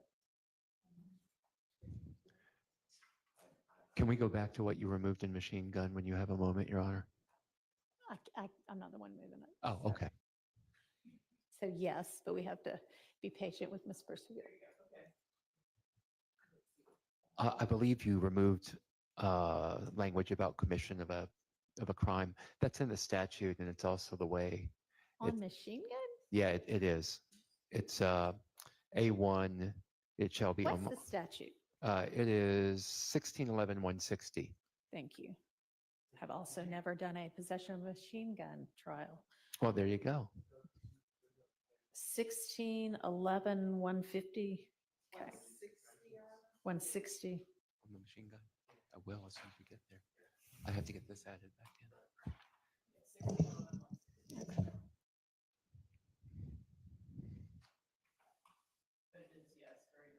Oh, how interesting. Yeah, How odd. I don't know why that is, but I'm not going to question the wisdom of our legislature today. Okay, so it shall be unlawful for any person to possess a machine gun during, okay, so I guess we'll go back and lift them back. And then in the count, there's a specific list of the offenses. So it's only alleged that so that would be the two that are left, the possession, during the commission of possession of marijuana with intent. Are Actu- other people charged with Yeah. possession of a machine gun? Yeah, there are. And so there's a list in 62, which probably should be included Yes. here, which is criminal street gang activity, possession of intent to distribute, and possession of cocaine. I could read those off, Ms. Percival, if you'd Well, like. Okay. for, as it's indicted, it's participation, it's everything that's in 62. Is that what you just said? Okay. Yes, everything in 62, All Your right, Honor. so we can lift that from. Okay. the indictment. Thank Or you. Laura can just type it right now. Okay, what else? We'll need to add back in, Your Honor, possession of methamphetamine with intent to distribute, hydrocodone with intent, Hang on just a second. Why are we adding those back in? because those are Act 69 and Act 70, they're overt. Overt acts. acts. So are there overt acts that are possession of a machine gun? Yes, that is. And those are 69 and 70? No, I'm sorry. Possession of machine gun is 188. So they were alleged to, Kitchens and Williams were alleged to have possessed meth and hydrocodone with intent to distribute at the time that that raid occurred? No, sorry, two separate conversations, so I should finish. Okay. So the machine gun one is fine now. Yes, And you're saying separately as offenses that we explain, got you, we need to do possession of meth and possession of hydrocodone with intent to distribute. and possession of MDMA, which is Act 77. Okay. Hang on, real quick. Which ones are intended distributed, which ones are possession? All of those are intended to distribute. Methamphetamine, hydrocodone, and MDMA. Those are all intended to distribute? Yes. Okay. And is there, other than the cocaine, is there anything that's just possession? Do we, No, do we still have a possession, a simple possession of marijuana as an overt act? I believe we. I don't know, and I know we're all speaking at once, but I don't know if you would need to do MDMA because it's Act 77 and it's just referencing what Mr. Nichols had been previously convicted of to make him guilty of possession of firearm by a convicted felon. So we don't need that. Thank you. Thank you. So it's MDMA, no. And the hydrocodone, no. No, we need hydrocodone. We do? Yes. We do, that's. Oh, sorry. Okay. Act 70. Sorry. And if we don't, I think we added it back, but possession of codeine with intent to distribute. Yeah. Yes. I'll try to go back for a double check.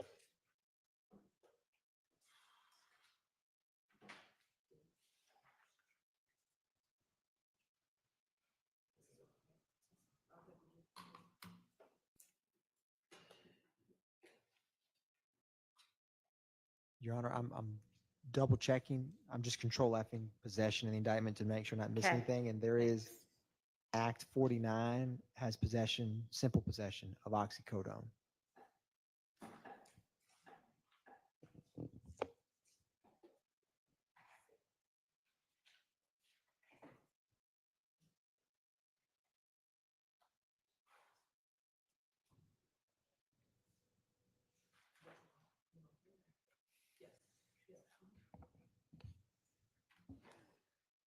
Okay, so on the possession, do you want them listed separately? I guess so, yeah.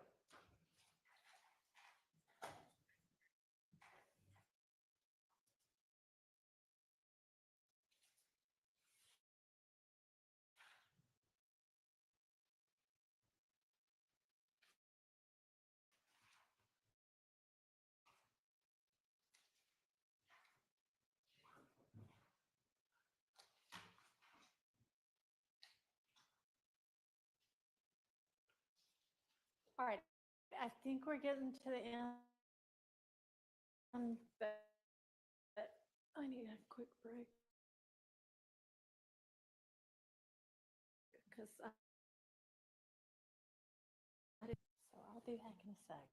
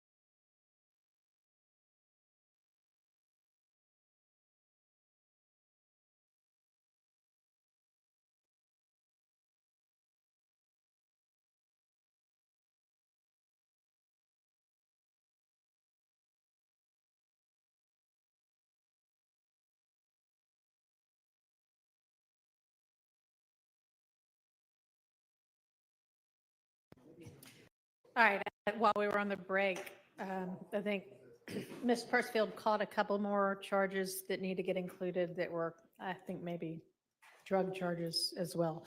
So we'll get those included. And then we will send out to everyone to take yet another look at. These jury charges, including all the RICO we just did, the overt act crimes that we are just now including, and then hopefully everything edited correctly as to the rest of the charges. Acts, they're not counts that we need to set that off somehow, and I'll just kind of say, hey, you're gonna get a list of overt acts, and some of them are crimes. So I'm giving you the definition of those as well, something like that. I think that makes sense, Your Honor. Okay. All right, so I know the state has provided a jury form that they're gonna try to further tailor now that we have a better concept. Tedious to get through, but I think it was very important that we did it, and it kind of took everybody thinking it through to get to there, so I appreciate that from everybody. And whatever y'all come up with in the way of proposed verdict forms, just forward to Ms. Percival. We'll look at all of that.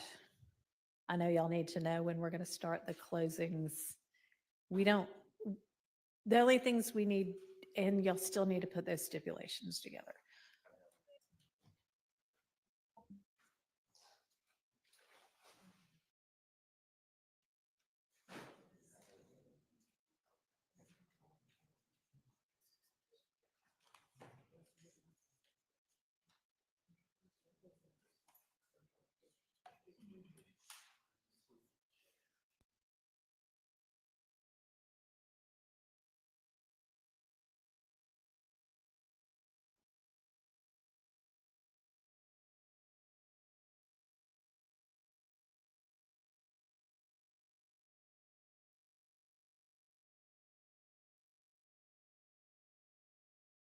Acts that are alleged to also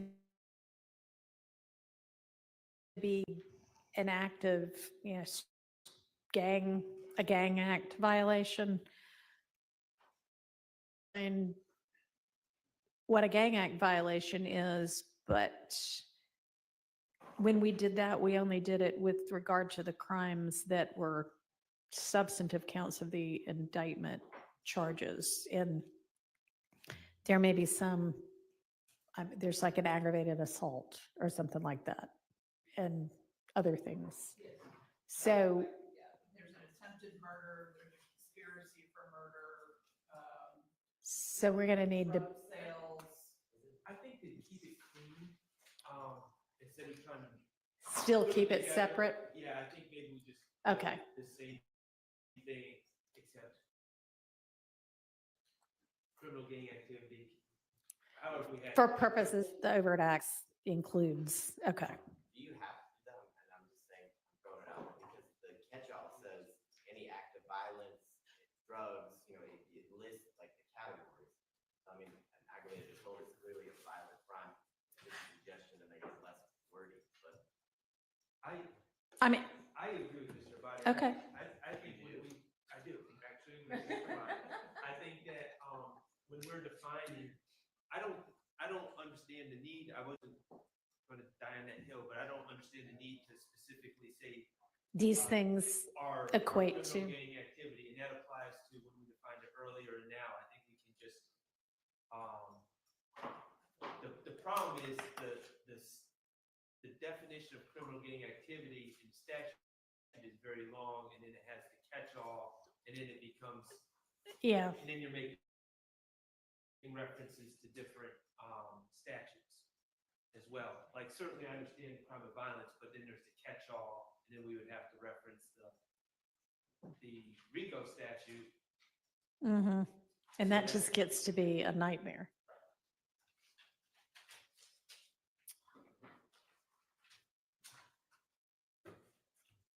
And so when we are doing it for the overt acts, what are y'all saying? Or what are y'all saying that y'all agree to? I think, I like what Mr. Abate said, but I also think it's gonna get cumbersome if we expect him to parse through everything, but, so I would just do it the same way we did it in the, for aggravated, what is it, aggravated battery? Aggravated assault, would constitute, if proven, would constitute criminal gang activity. We cut and paste from the first part defining criminal gang, or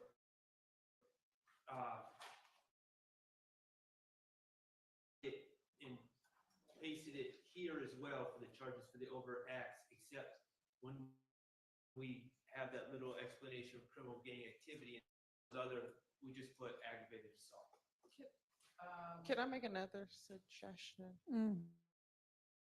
Mhm. Your Honor,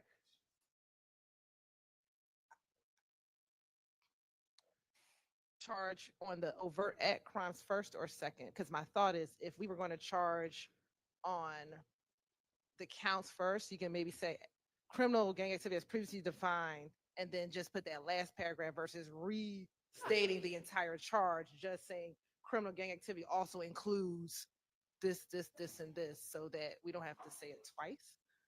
That may or may not be simpler, but I'm not sure. Okay.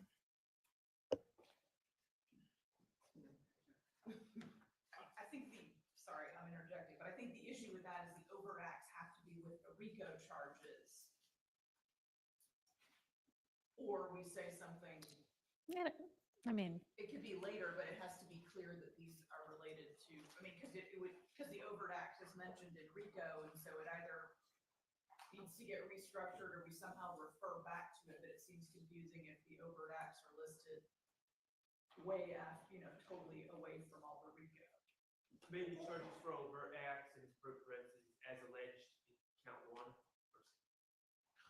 Or if you're doing the overt acts first, you don't have to repeat it the second time I when we're kind of talking went about the thinking about charge. doing the overt acts first. I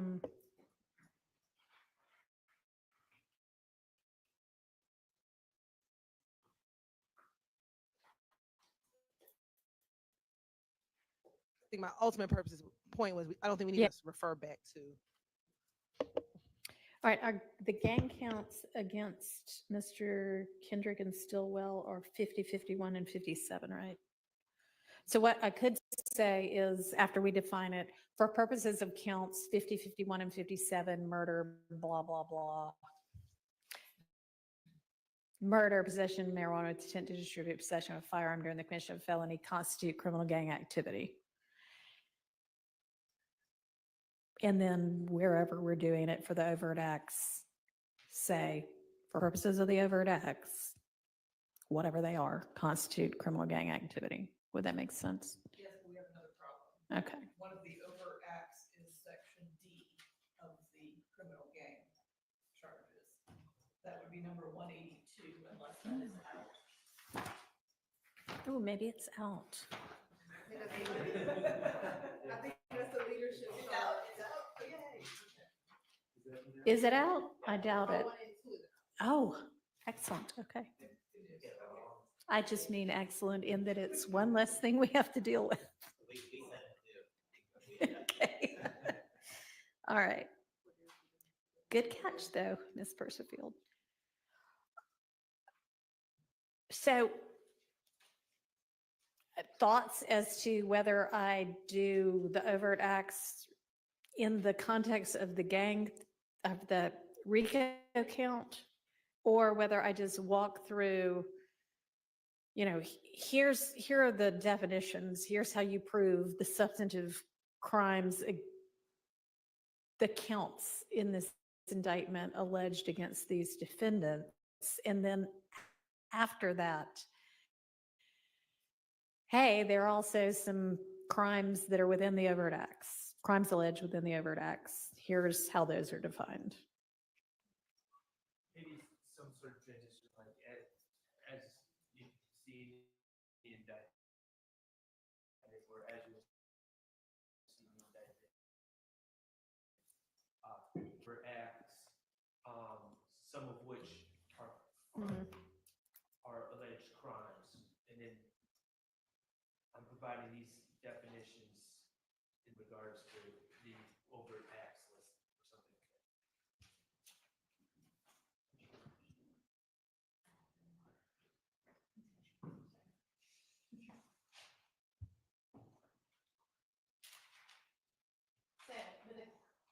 The question was, any preference as to whether that's done right after I explain RICO or after I explain all of the substantive count crimes?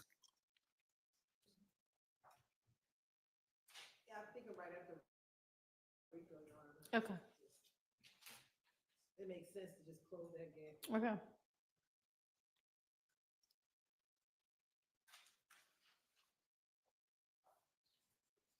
But would you include these charges in the I'd have to. paperwork or Things just like- tack them on at the end as an appendix? And then you could say, look, No, all of everything I read is going to go out to them. no, I want it to go out. I'm just wondering if the charges for the overt acts, if you embed it in the middle of the document right after the RICO section, or I think it may be more helpful to help them distinguish these from the acts and the count, is if you say, look in Appendix A, Right.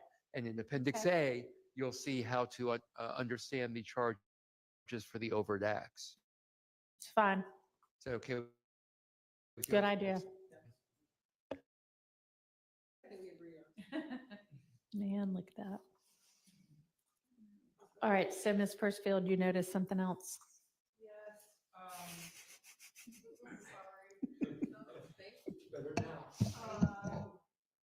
We don't have in the overt acts firearm possession, because there's a number of counts that are possession of a firearm by a felon. There's also a couple of counts that are possession of a firearm by a probationer. And then we have the charges against the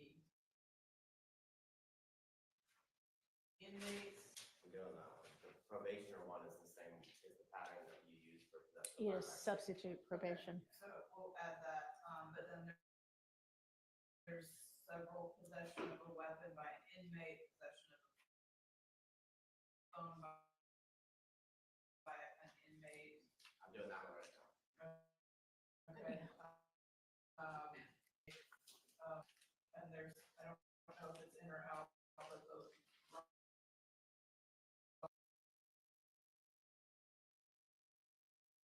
He was using. Okay, all right, but there are some possession of contraband inmates. Yeah. correct? Or acts, alleged acts. Murder is alleged as an overt act, right? If I am defining all of the crimes that are overt acts first, within the context of RICO, I'm just afraid that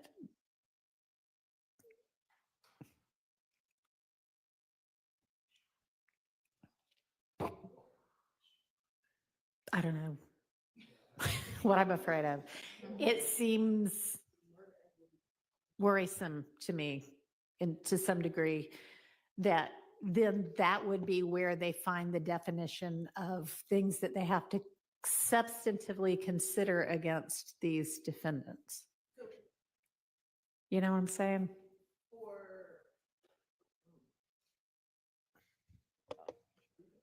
Your Honor, my idea was if you use the appendix for crimes not otherwise defined. Right. I agree with that. All right, but then the order of it, I just don't think, I would say we would use I agree with Mr. Atkins, but I would think that we would do the appendix for the overt acts class. I agree. That's what I'm thinking. Well, yeah, the too. appendix comes at the end, so. Right, but when we, when we charge it, when I charge it, instead of Oh. saying, all right, now I've explained RICO to you, and now I'm going to tell you about the crimes that are overt acts. Here's how each of them is defined. I'm just going to say, I'm going to define those for you. If there are any, I'll just get to it later. And I'll do everything that's a count of the indictment. And then I'll say, you know, whatever I'm going to say. My brain's fried at this point, Yeah, but thank you. I'm just a beat. RICO mind right refers to certain overt acts, some of which are crimes. Some of them haven't. Here's the definition. Okay. Okay.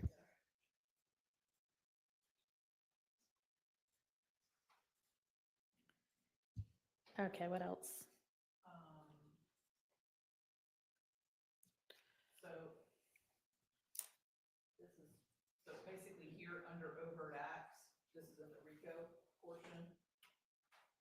Mm. Doesn't it? I don't know. We'll figure it out tomorrow. You and I will figure it out tomorrow. Are you saying put that language there? Well, that's what I'm wondering, is that this is in the RICO. I mean, not all of the Yeah. language, but a Okay. reference to Mm-hmm.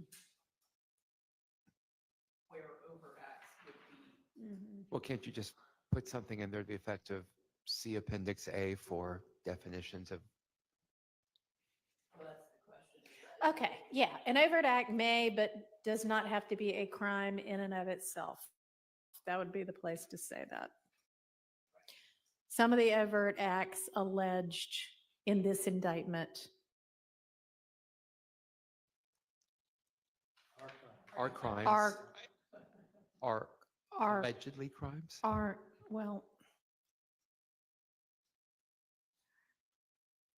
some of the acts alleged in this indictment, if proven, Would be violations. would be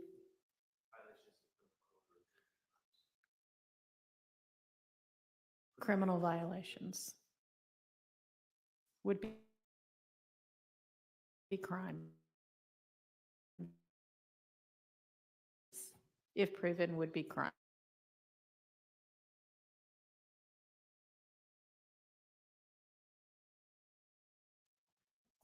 Are you both typing into the same document?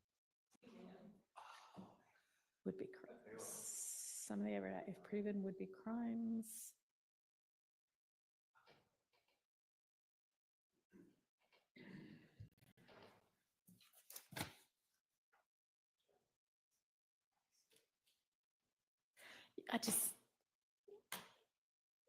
I'm just going to highlight that and think about that tomorrow in very Scarlett O'Hara fashion because my brain is not working anymore.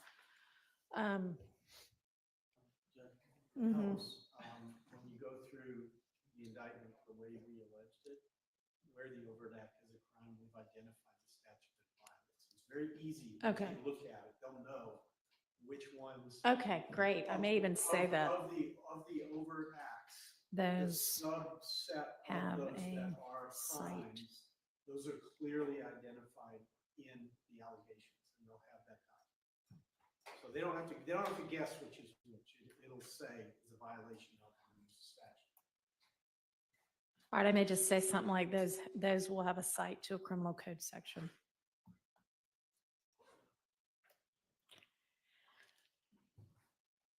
Okay, so I'll think about that more and come up with some language. So, Tomorrow is another day. yeah, it may be tomorrow before that gets hashed out, but We are working on a redacted indictment as well. Okay. So we'll get that tweaked and get that over to the court and everyone as well. okay. I think that we need to get together tomorrow and look at all kinds of things again, like hopefully a final jury charge, a jury verdict, what evidence is going to go out, the redacted indictment, all of those things. Which means that closings, which I think are going to take more than a day, don't y'all? I mean, if,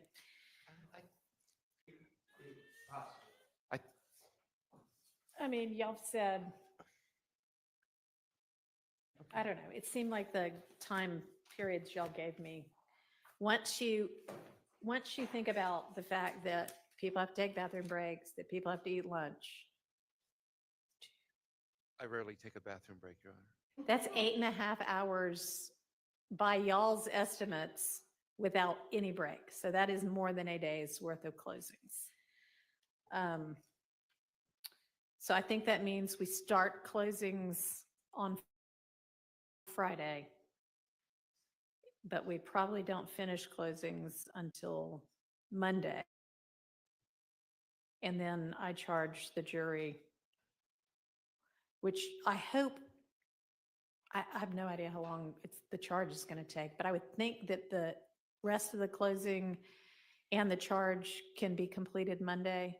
They get the case Tuesday. Yeah. Well, the end of the day Monday, but I mean, they're not going to do anything in that little amount of time unless I talk really fast while I'm charging.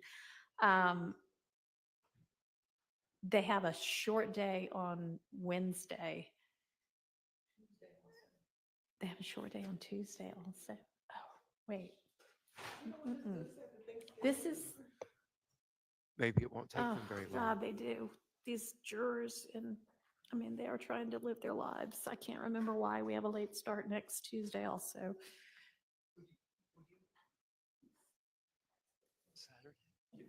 John, would you consider, I am very afraid of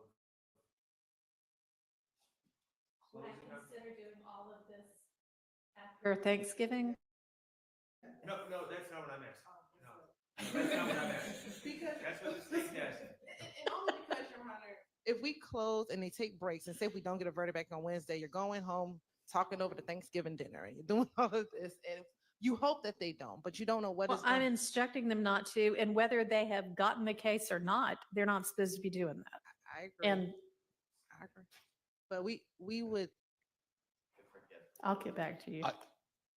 we are. Go ahead. I think it's, tell me not to say anything. I'm not. Okay. Matt? Mr. Sharp. This is my concern about, Friday. Okay. State does their opening, closing on Friday morning. Mm-hmm. Myself and Mr. Weinstein close on Mhm. Friday. Jury goes home for the weekend. Come back Monday, and then all they hear. It's from like us- the only thing they hear is the So I would states. like would be, I don't think everyone's going to take as long as we think.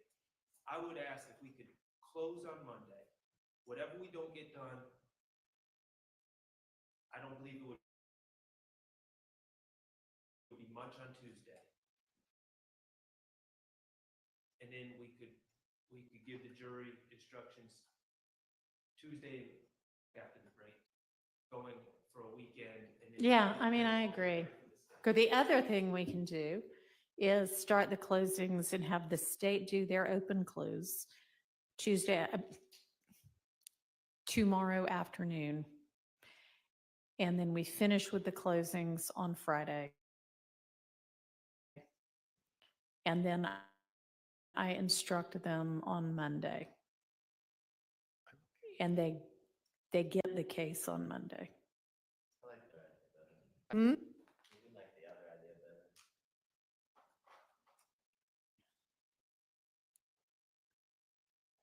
Which was Monday. start the closings on Monday, finish them on Tuesday, which is a late start anyway of 11 at the earliest because of a medical appointment.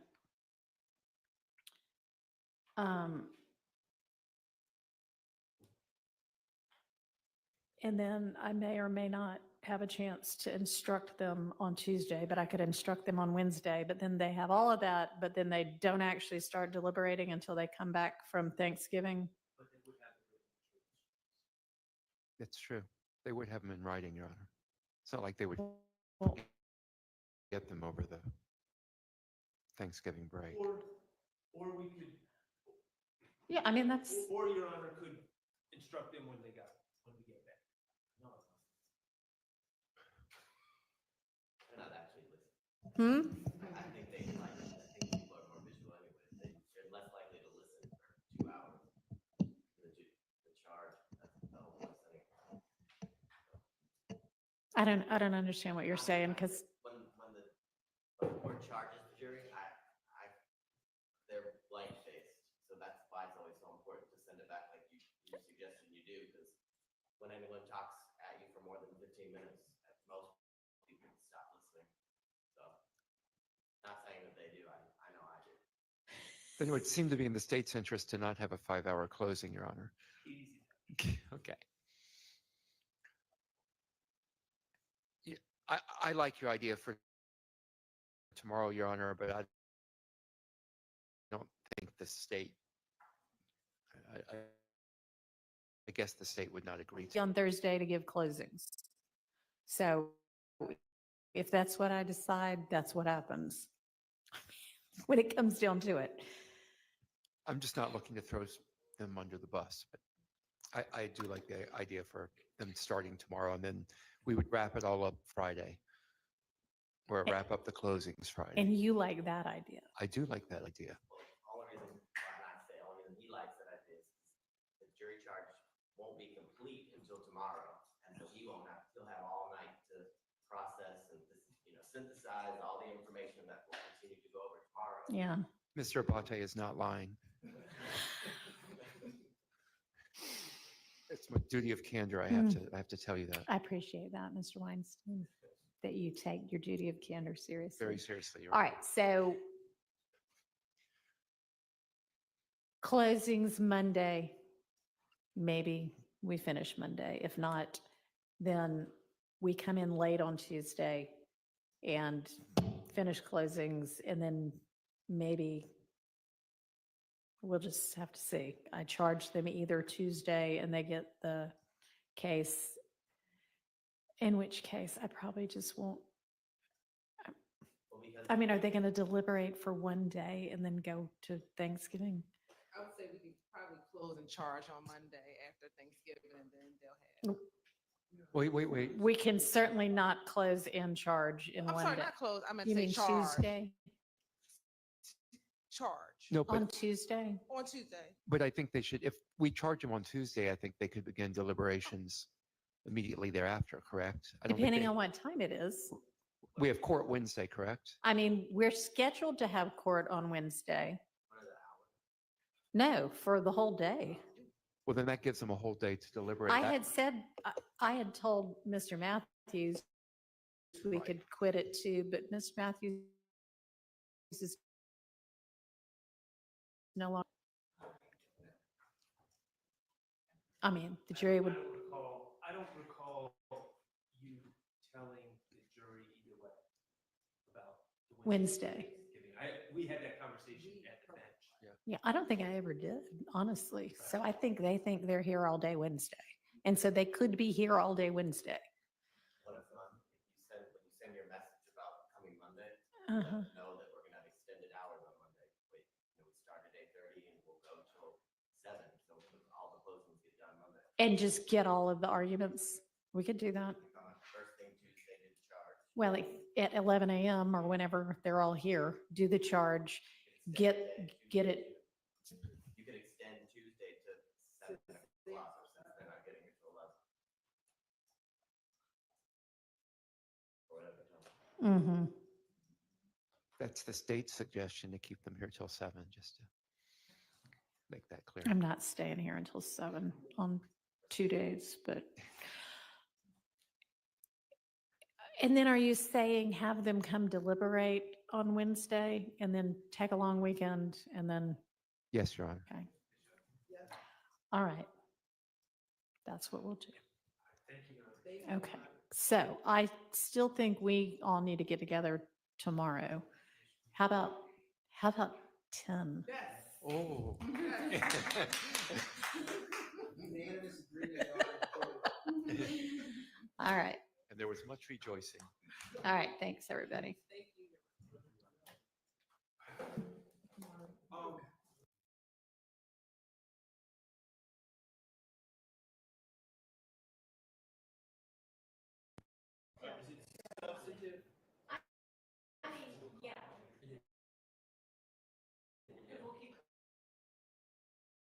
Jury charges and, yeah.